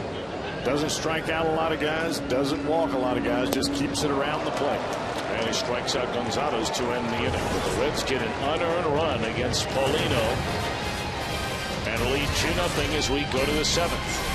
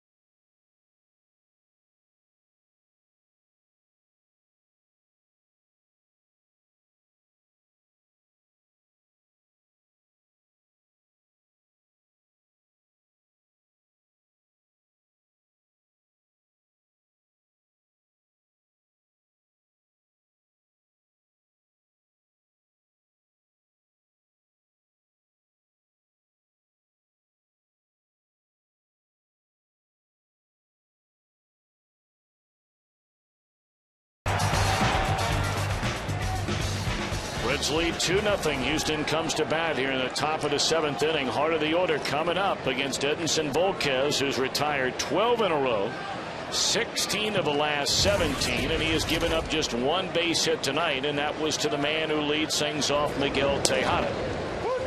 Tejada to double to right center with 2 outs in the first. Pardon me, Cowboy.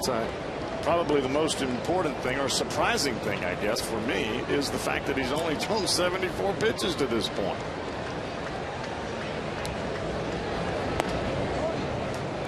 This is by far the most pitch efficient that I have seen him in any game, last year included.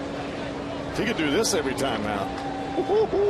Yeah, and not just the one hit, no runs, but you're just talking about the efficiency in the pitch count. Because he has some of the best stuff, not just in the National League, but in the big leagues. I mean, this guy is phenomenal.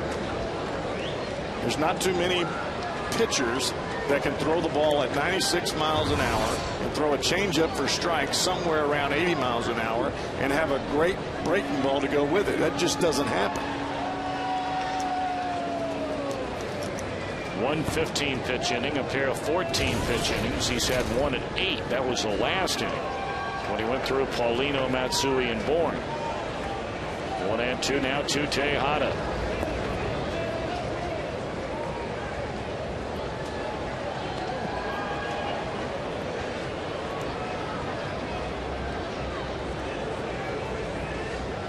Tejada having a running conversation back there with Ramon Hernandez. The two played together for many seasons in Oakland.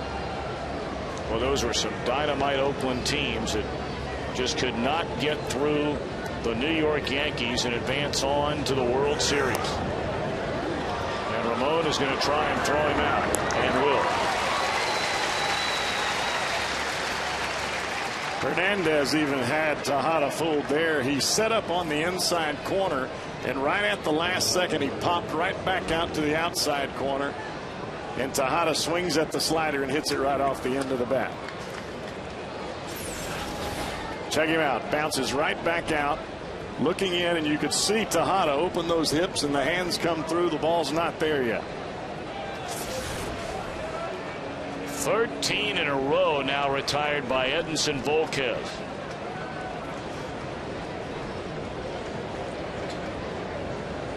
Here's Carlos Lee. Wow.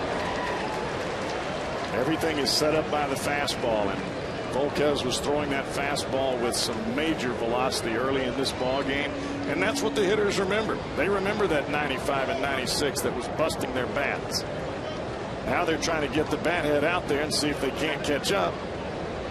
And this is where the changeup and the breaking ball really matter right now, late in the ball game.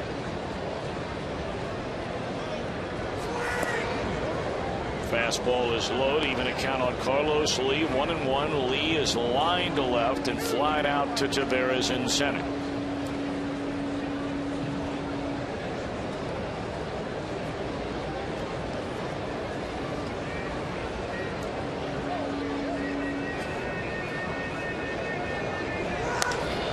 Down the right field line towards the corner, foul.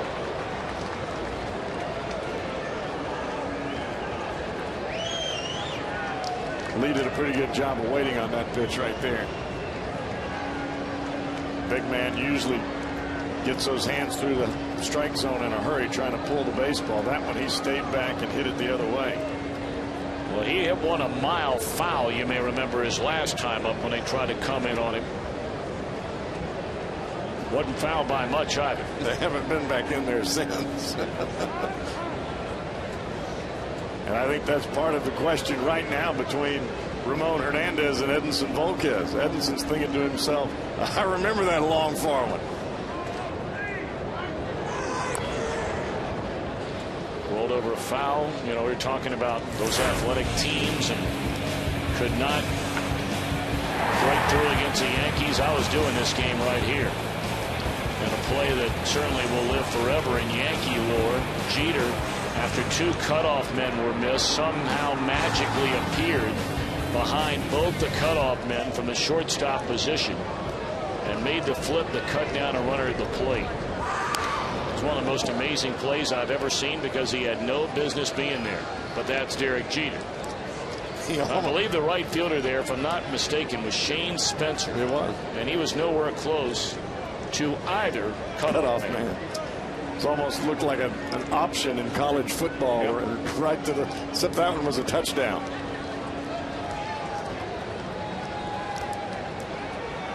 One and two on Lee again. Off the end of the bat to Taveras, and this is out number 2. 14 in a row now set down by Edinson Volquez.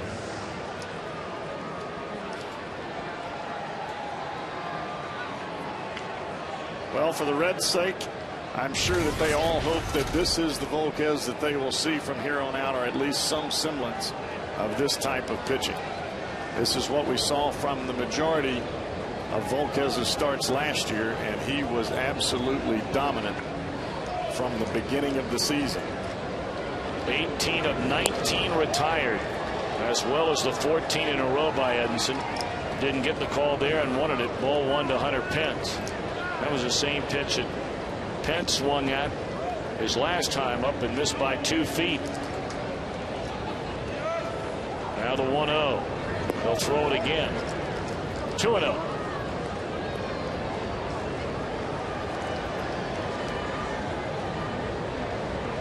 Still just a 2-0 ball game. Neither team out of the woods yet. Nope.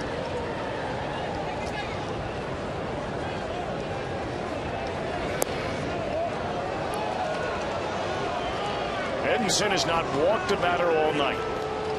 He hit J.R. Tolles on the first pitch of the 3rd inning, but that's been it.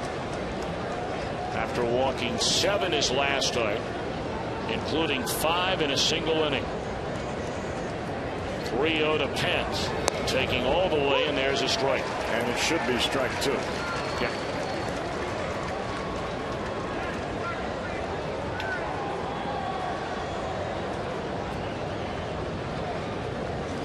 And 1 to Pence, trying to keep the tying run from batting here in the 7th inning is Volquez.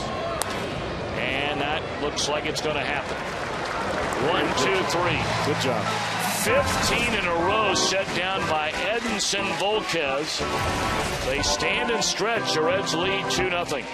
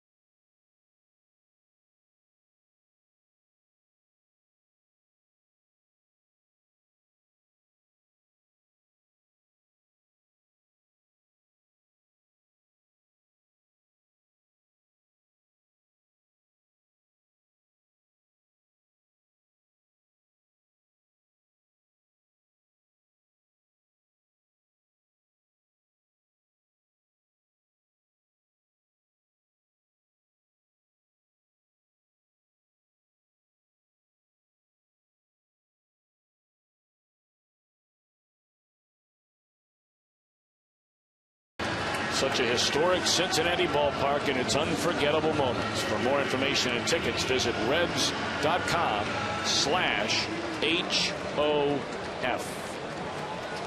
That is a spectacular facility that we are so fortunate to have here in Cincinnati. I was in St. Louis over the weekend, and you know, they have that Cardinal Hall of Fame now that shares the same building with the Bowling Hall of Fame. And believe me, I'm not taking any shots at it. The Cardinals are an unbelievable franchise, great fans, great history. It's not the point I'm making. The point is, it doesn't matter whether it's the Yankees, the Red Sox, the Cardinals, the Dodgers. It makes no difference. The only baseball museum nicer than the Reds Hall of Fame and Museum is the Baseball Hall of Fame in Cooperstown, New York. Trust me. And that's not even remotely debatable. You're right. And that goes back to the dedication that they put to the Hall of Fame and the fundraising effort that goes along with it. And that ain't no easy task. Edinson Volquez leads off the 7th inning with a ground ball to Tejada, 1 away. Reds in front, 2-0. As they bat against reliever Chris Sampson here in the home half of the 7th inning.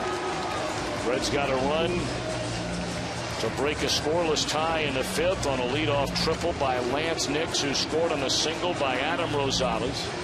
Then in the 6th inning, Joey Votto led off with a harmless fly ball in the short left center. Michael Bourne was calling for it. Carlos Lee apparently didn't hear him. They bumped into one another.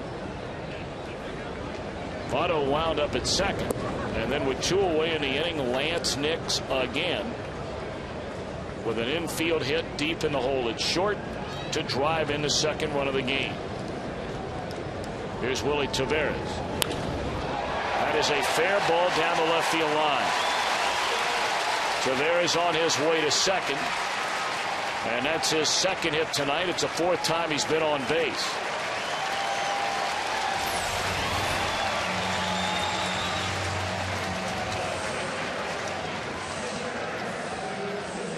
That ball right there for a lot of people might end up being a triple if you misplay it and don't get to it in time.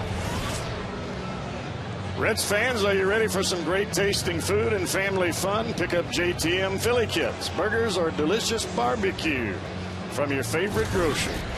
JTM, food, family fun, barbecue.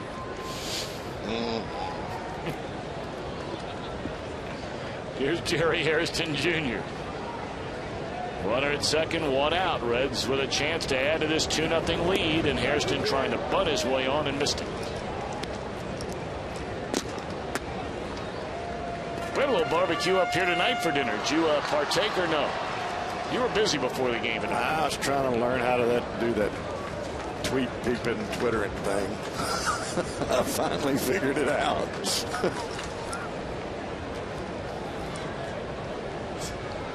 Well, there is very little doubt that will become the most popular twittering site in our coverage of Reds baseball here on Fox Sports Ohio. I'm going to be interested to just sit back and watch that race. The race for popularity on the twittering. You, Chris Welsh, and George Graham. You lost your mind. Here's a 1-1 to Jerry Hairston Jr. Now 1-2. Jerry's trying to do whatever he can to hit the ball to the right side and shoot it through that hole. Okay, but wait a minute. Here it is. Twitter.com/Fox Sports OH. And you're what, Reds cowboy? Yes. Nice. Nice. That would be me. 1-2 to Hairston. And they went back to that breaking ball again. This time he stayed away from it.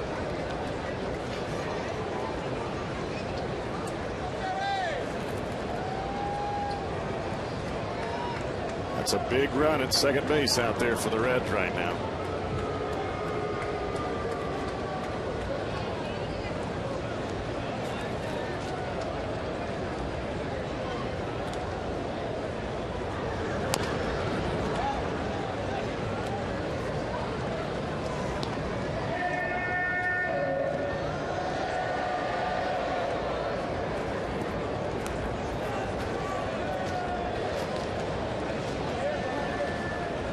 Versatile certainly does not define Jerry Hairston Jr. I'm not sure there are 3 or 4 guys in baseball that can put up those kinds of numbers. Well, the key there is those 31 appearances at shortstop or starts at shortstop. That is the big key for being a utility player. High pop up down the third base line. Here comes big Carlos Lee. You best get out of his way. 2 gone. You can play a lot of positions out there on the field, but if you can play shortstop, you can pretty much play anywhere. Cecil Cooper will leave the dugout and bring in a left-hander, one would assume, to face Joey Votto. Yep. So a runner at second, 2 outs. Tim Burdack will come on from the bullpen. Reds lead 2-0. We're in the 7th. Back in a moment.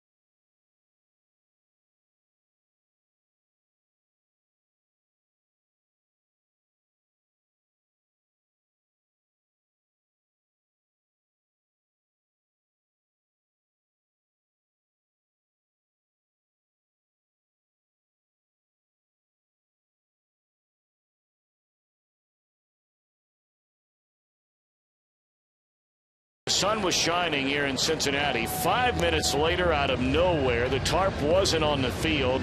A downpour arrived. Look at Billy Hatcher, Adam Rosales, Daniel Ray Herrera, David Weathers.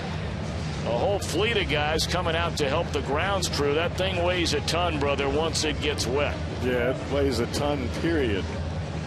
And our cameraman on the spot, Billy Lutz, was there to shoot it. Micah Owings.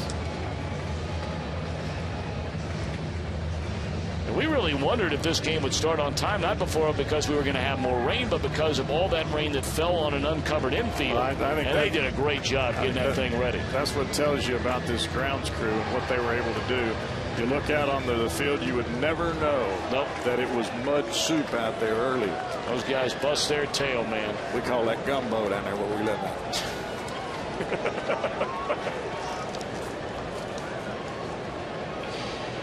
Oh, man. Sorry. Here's Joey Votto. And first pitch swing against the new pitcher, Tim Burdack.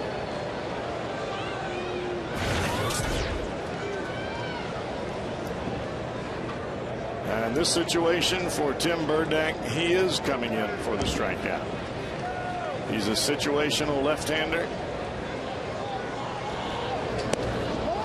He's trying to put Votto away right here, right now.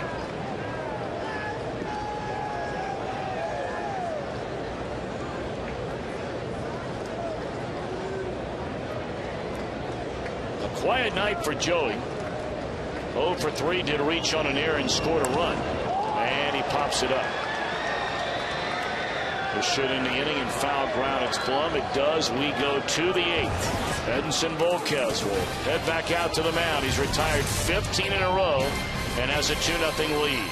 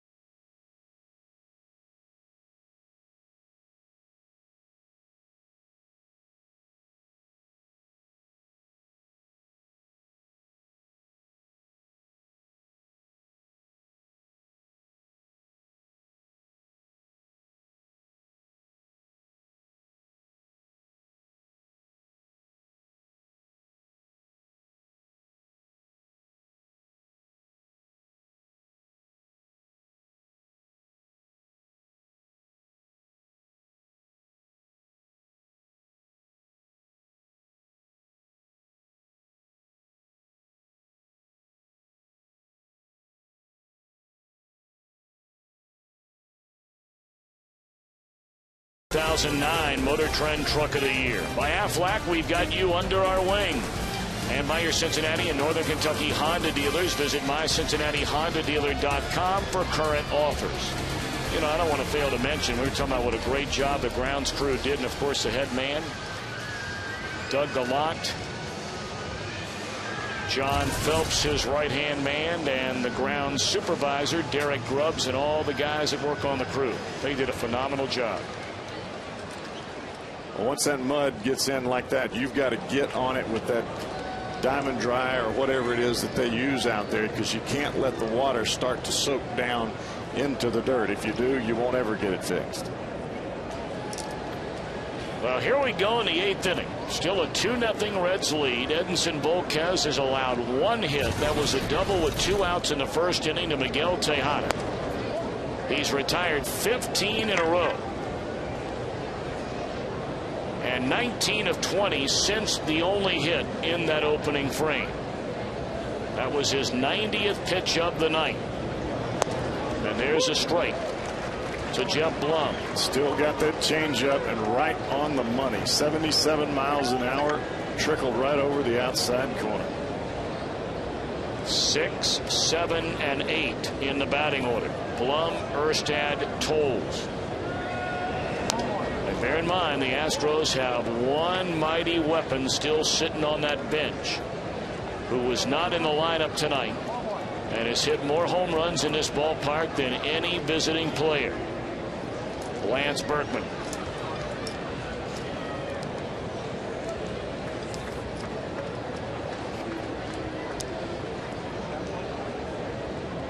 One and 2 to Blum. I'm a little surprised looking down there that Berkman's not up, kind of getting loose right now. I mean, you got the pitcher spot due up 4th in this inning, which means if that spot comes up, there will be somebody on base in a 2-run ball game. A bit of a surprise that he's not maybe taking a few hacks down there. Well, for a guy, and this is just in my mind, for a guy that owns this ballpark, he can take a rest another day. He can play 3 days in a row. It is April. He doesn't look like his legs broke. He had a home run last night. Take a day off somewhere else. Those are the numbers in his career against the Reds. In 135 games, 127 batted in. And there is strike 3 call. 93 miles per hour on the inside corner. Paralyzer. 6 strikeouts for Volquez. He's retired 16 in a row.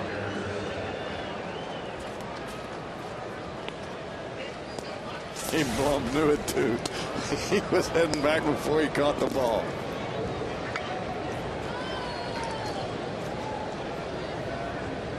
Now Darren Erstad, who is grounded to second and flied to left. The last batter to reach in this game was J.R. Tolles, leading off the 3rd inning when he got hit on the first pitch of the inning.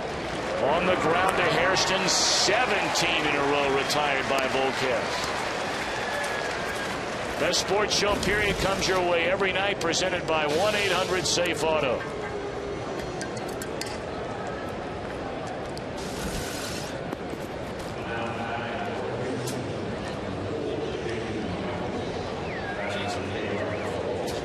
Gonna have a pinch hitter now. Jason Michaels will come up and bat for J.R. Tolles. They have Ivan Rodriguez on that bench tonight as well. And in a 2-run ball game, I think that Cecil Cooper right now is just thinking double long ball any way he can get it, or a bloop and a blast, whatever it takes. Volquez going to work, and a breaking ball is outside. His 97th pitch of the night. And Tom, the man you were just talking about, is now loosening up in the opponent's on deck circle.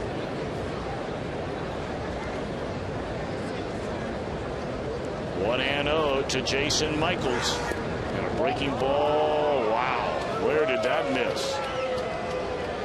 Kevin Causey, the home plate umpire. Was that low?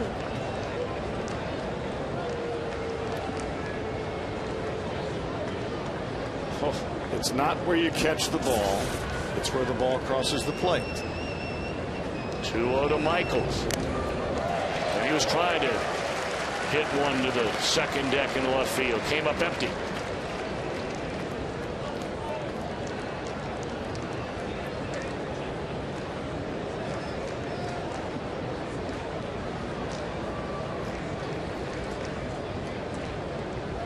#100th pitch of the night on the way from Edinson Volquez. And it's another strike, like it pretty much has been all night. And he is reaching back right now. He's been right around that 90-91 mile an hour mark for the last couple of innings. He just touched 93 and 94 on the last 2 pitches. Tell you though, if you're Dusty Baker, if somehow, some way Michaels should reach, I gotta believe we're going to see Arthur Rhodes to face Lance Berkman. Rhodes is getting loose in the bullpen. 3 balls and 2 strikes. Although Rhodes looks like he's just now cranking it up. I think they just both got up. Berkman a switch hitter, as many of you know. Because if they were hot, they would be in the windup or the stretch by now, and they're not even starting on the rubber. They're starting behind it. 3-2 the count on Michaels. Volquez to the plate, and that's ball 4. 17 in a row comes to an end. And now Lance Berkman will bat, representing the tying run here in the 8th inning. Does Dusty Baker stay with Edinson Volquez? Of course, the question or the answer might be easily answered by, is anybody ready in the pen? I don't think they're ready. Berkman's hitting 400 off of it. It's only a small sample size, 2 for 5. If they wanted him to not face Berkman, they would have somebody out there talking to him, either the catcher or Dick Pohl, the pitching coach.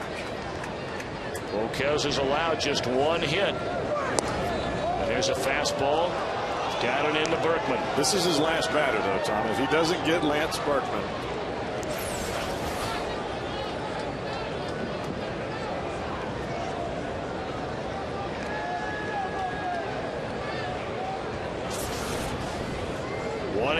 Berkman representing the tying run here in the 8th inning with 2 men out.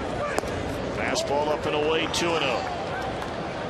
For the record, Berkman 2 for 5, as Jeff mentioned, in his career against Volquez. Berkman is 0 for 4 in his career against Arthur Rhodes.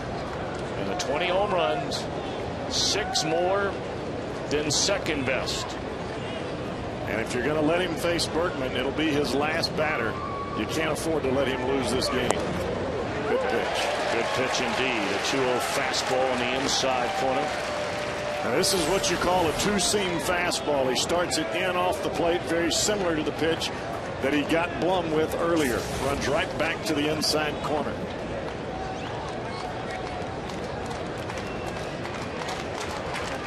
One hit allowed all night by Edinson Volquez. His team has scored 2 runs for him. Lined into right field. Caught by Jay Bruce. Berkman hit it right on the screws, but a line drive out. And that's the way the 8th inning comes to an end. Volquez, 8 innings of 1-hit shutout baseball.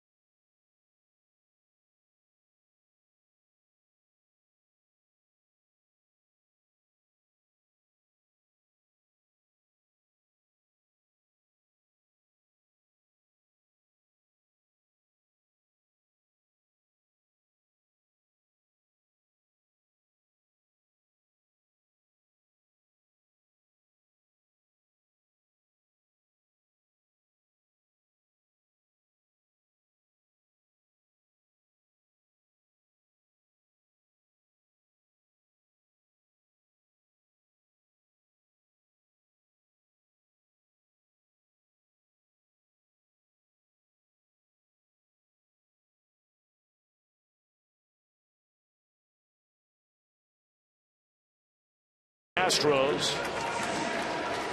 Tell you about them in a minute. Here's what happened when Volquez got back into the dugout. Dick Pohl going down to check on him to see how he's doing. This is Dick Pohl right here, this jacket in the background. You can see him with his arm on Volquez's shoulder, and Volquez is nodding. He's fine. Watch it. I'm fine. He's going to stay in the game. And that is illustrated by the fact that Cordero is warming up in the bullpen, but he is not getting hot. Not yet. So Ivan Rodriguez now behind the plate and on the mound. Just activated from the disabled list prior to Sunday's game. Veteran right-hander Doug Brocail. This guy pitched in 72 games, a career high last year, in his 14th season in the major leagues in 08. He's been a good pitcher for a long time. 2-2 to Jay Bruce, to be followed by Ramon Hernandez and then Lance Nix.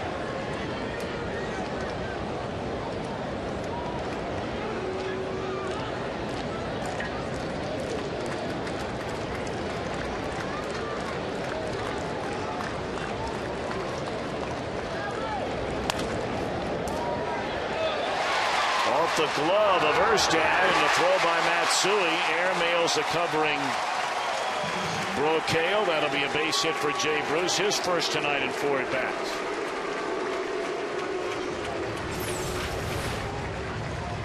This is why you cover first base. Every time the ball is hit to the right side, you can see Brocail getting over there. Matsui gets to the baseball, but the chances of him making a perfect throw there are very, very difficult. But if he had made a perfect throw, they might have had a chance to get Jay Bruce. Brocail was exactly where he was supposed to be, standing on the bag.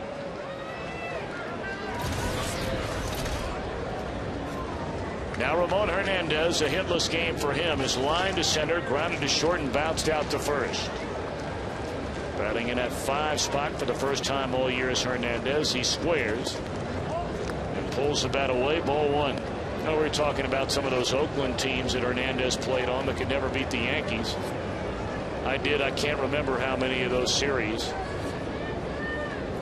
And of course the Athletics organization disdain for the sacrifice bunt, disdain for the stolen base, and that they bunted once or twice, and I literally mean successfully bunted once or twice over the course of 3 different series. They would have won those series. Because I'm convinced to this day, even though the Yankees a couple of times went on to win the World Series, I'm convinced to this day Oakland had a better team in a couple of those years. Yeah, I think you're right. The better team doesn't always come out on top. It's those who execute. Yep. Taking up and in 2-1, and those were the days when Joe Torre first took over in New York, where they were doing a lot of that small ball in the Bronx. But they were executing. Yep. And they were making it happen. They got away from that as the years have gone by. Gone back to the long ball. Yep. 2-1 on Hernandez, and they start the runner. Throw down to second base, and neither infielder got to the bag. That throw is right on the money by Rodriguez. And those are 2 guys that play together each and every day, Tejada and Matsui. Well, that was a hit and run. The ball almost hit Hernandez. He was trying to make contact with the baseball. The ball almost hit him, so he had to stop his swing. And because of the fact that he started his swing, I think that's what delayed the 2 infielders from getting to second base. Well, this is right up Ramon Hernandez alley now. Oh, yeah. I mean, he may not be an accomplished bunter. Let's be honest, he's not been asked to do it very frequently in his entire career. But we have seen him regularly as a Red be willing to give himself up and hit the ball the other way. Now, he can't do it every time. That's probably what Pudge was telling Brocail out there. We got to keep him from hitting the ball to the right side. Let's run that sinker in on his hands.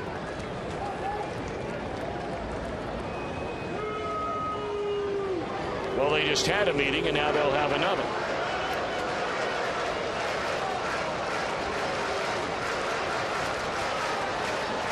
First meeting was how to pitch the guy. Second meeting was, hey, let's use second sign. Decoy the guy at second base.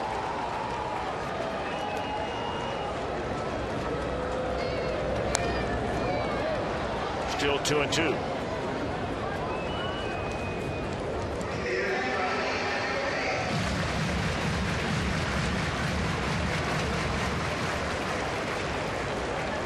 Well, the Reds have had a chance for that insurance run a couple of times and haven't been able to get it across. Sure be awful nice if they could do it here.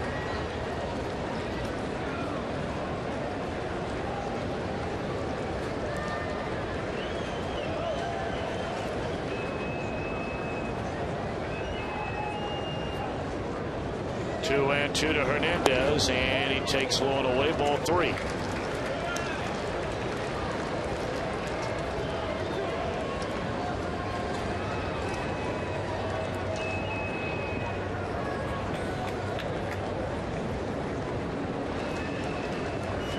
To the count on Ramon Hernandez, and now he wants time.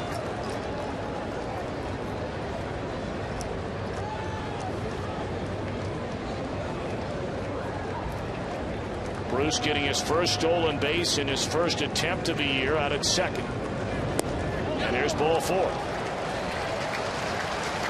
So now 2 on for Lance Nix.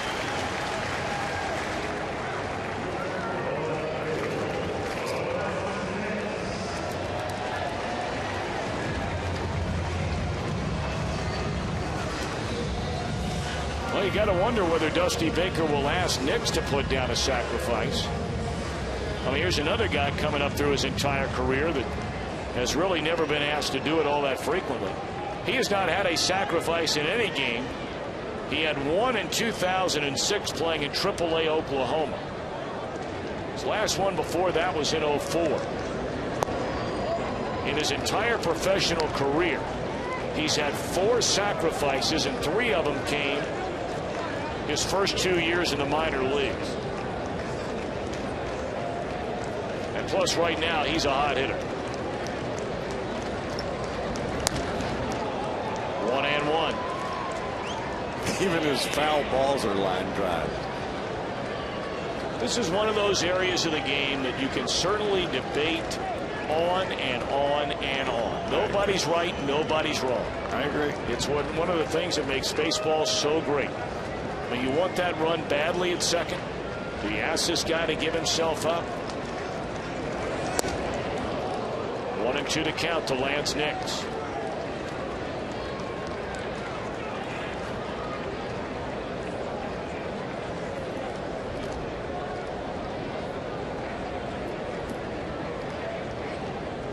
Nix a triple, has scored a run, knocked in a run with a single in the 6th inning. And a 1-2 on the way. A fastball high.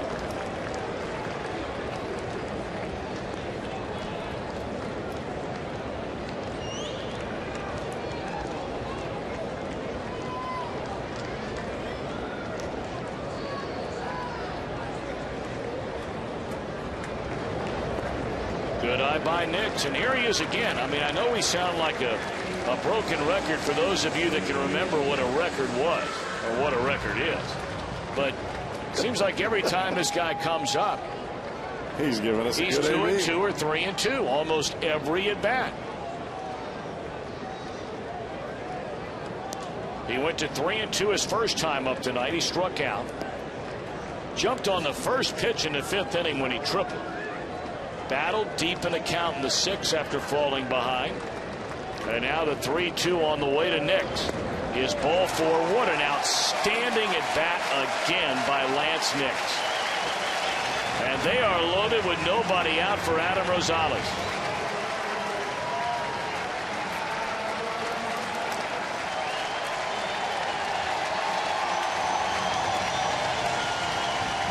Well, the kid's already getting a standing ovation for the first time in his career.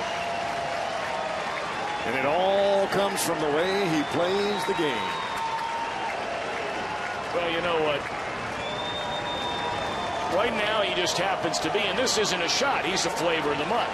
When the guy at the big league club was struggling, exactly, and he's hitting .431 in the minor leagues, everybody wants to see him.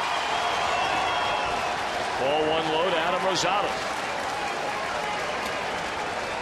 The whole key is how long can you sustain it? Rosales has made an impact already. He's knocked in a run tonight. And he's gone to 2-0. This kid's not afraid up there. And when you say not afraid, not only is he not afraid to take a pitch, he's not afraid to take a walk with the bases loaded. There are a lot of youngsters, Tom, that come to the plate and they want to get a hit so bad with the bases loaded they swing at everything. Well, he's already taken 2 pitches that were pretty close. Now it's 2-0. Boy, Doug Volquez is hot. I think he's upset with the umpire and the pitching coach. Dewey Robinson noticed that and came sprinting out of the dugout. I mean, Volquez is livid.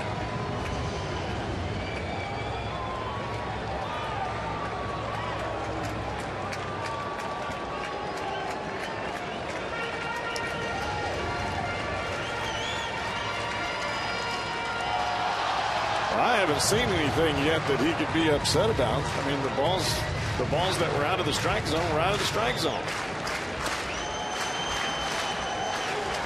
2-0 to Rosales, infield in, bases loaded, none out.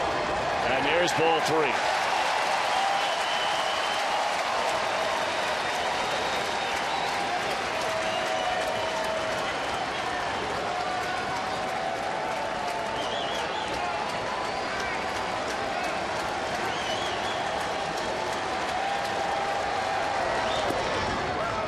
3-1. Right now, Rosales, who has to be as locked in as any hitter on the planet. I don't care where you're playing. You hit .431 over a month. You're locked in. 3-1 delivery. Here's strike 2. And there's where you see a guy who was looking one pitch, one zone. It was a pitch, a fastball, but probably not in the zone. It was down and it was in. It was a pitcher's pitch. This kid knows how to play the game. 3-2 with the bases loaded and nobody out. He took a huge cut and fouled it back.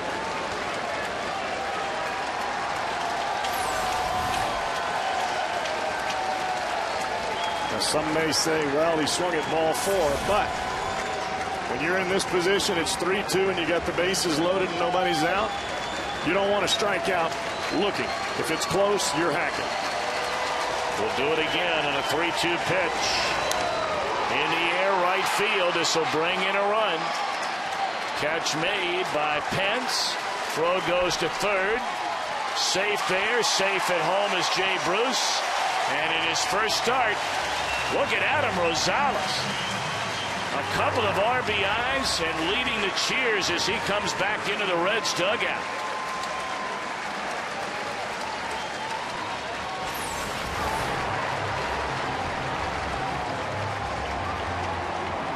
He gets to that dugout. He's excited. He should be. That's the way it ought to be. A good base running by Ramon Hernandez as well. Able to get to third. Standing at first is still Lance Nix. Reds lead 3-0. And a chance to do some more damage. Here's Alex Gonzalez. Try to check his swing. He's down 0-1. Edinson Volquez has a helmet on. Standing at the bottom of the dugout, and now he's been called back. Although he still has a helmet on and a bat in hand. Brandon Phillips is now in the on-deck circle.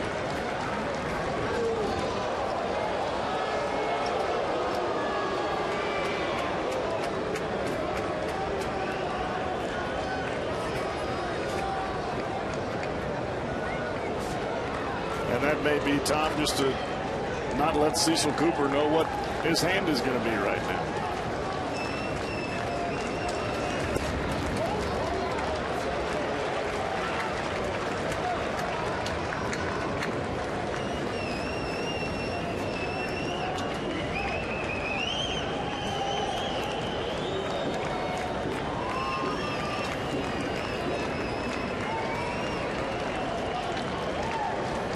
One and one on Alex Gonzalez.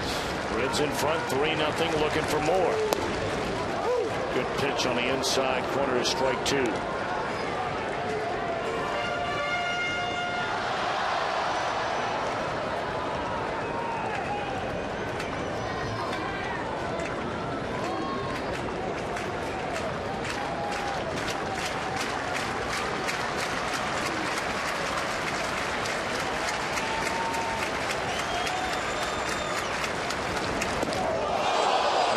Hit him, and he almost spun right into it. That's why you always hear hitting instructors, managers tell batters to spin the other way. When you see the ball at your face, turn your face back towards the catcher, not towards the pitcher. That way, if it does hit you up around the head, it hits the helmet and not the part of your face that's not covered.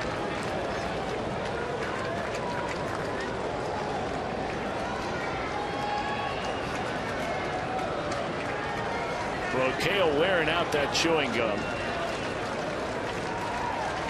And he is taking forever out there on the mound. And here's a 2-2 on Gonzalez. Struck him out on ball 3.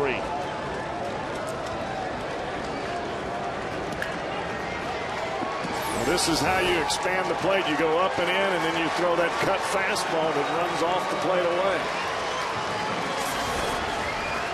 It's going to be Brandon Phillips, so the night is over for Edinson Volquez. And that's probably a good decision, Tom, especially as long as Volquez has been in the dugout here, and the fact that you've had Cordero throwing for quite a long time during this whole inning.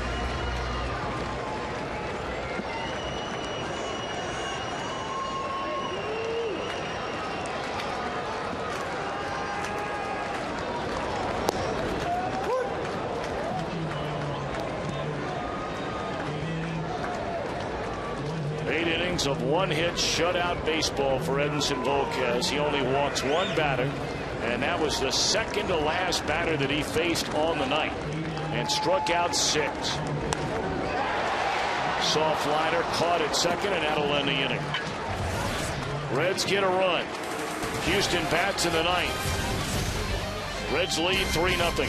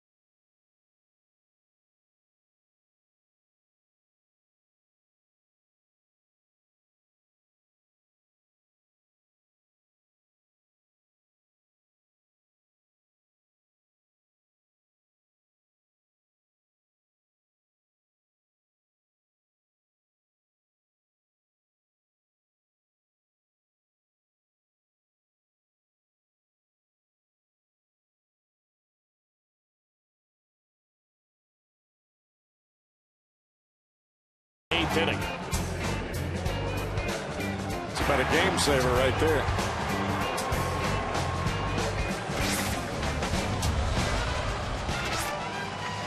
So the night is over for Edinson Volquez. He twirls a career high 8 innings tonight.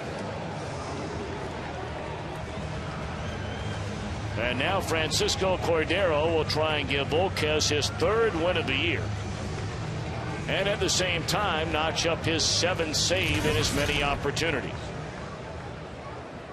Of course, Cordero was the losing pitcher in the opening game of this series. on Monday night. One inning, allowed 3 hits and 3 runs.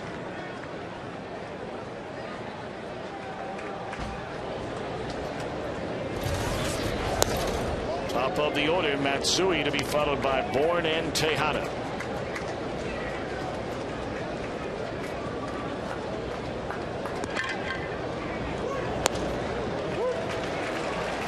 One and one on Matsui. I failed to mention when Cordero got beat here on Monday night. For those of you that were not with us, he came into that game in a tie game. There's a bouncer to Hairston. One away.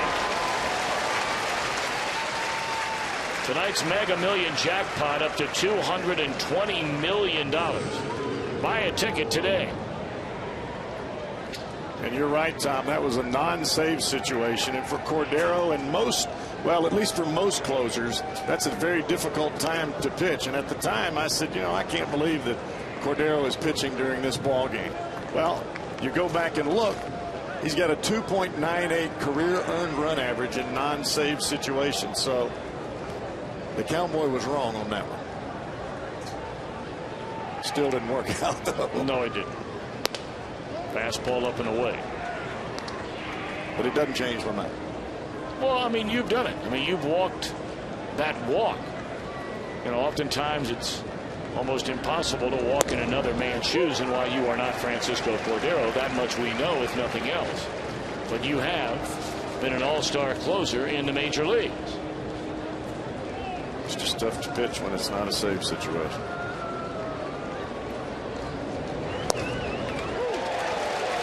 And it's a lot of fun pitching right now, though. I can tell you that. Heart beating, butterflies, nothing like it.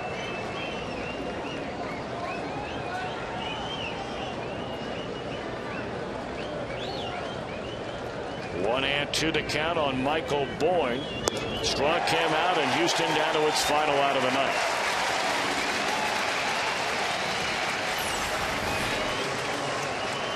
Good running two-seamer from Cordero. Starts middle in and runs all the way back across the plate. And Mr. Michael Bourne runs out a baseball bat.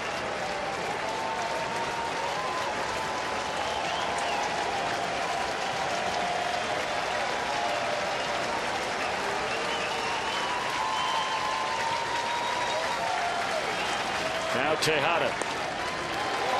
First pitch breaking ball, and there a strike. Well, last season the Reds had a combined one hitter. Johnny Cueto, David Weathers, Mike Lincoln, Francisco Cordero in a 3-2 win over Arizona.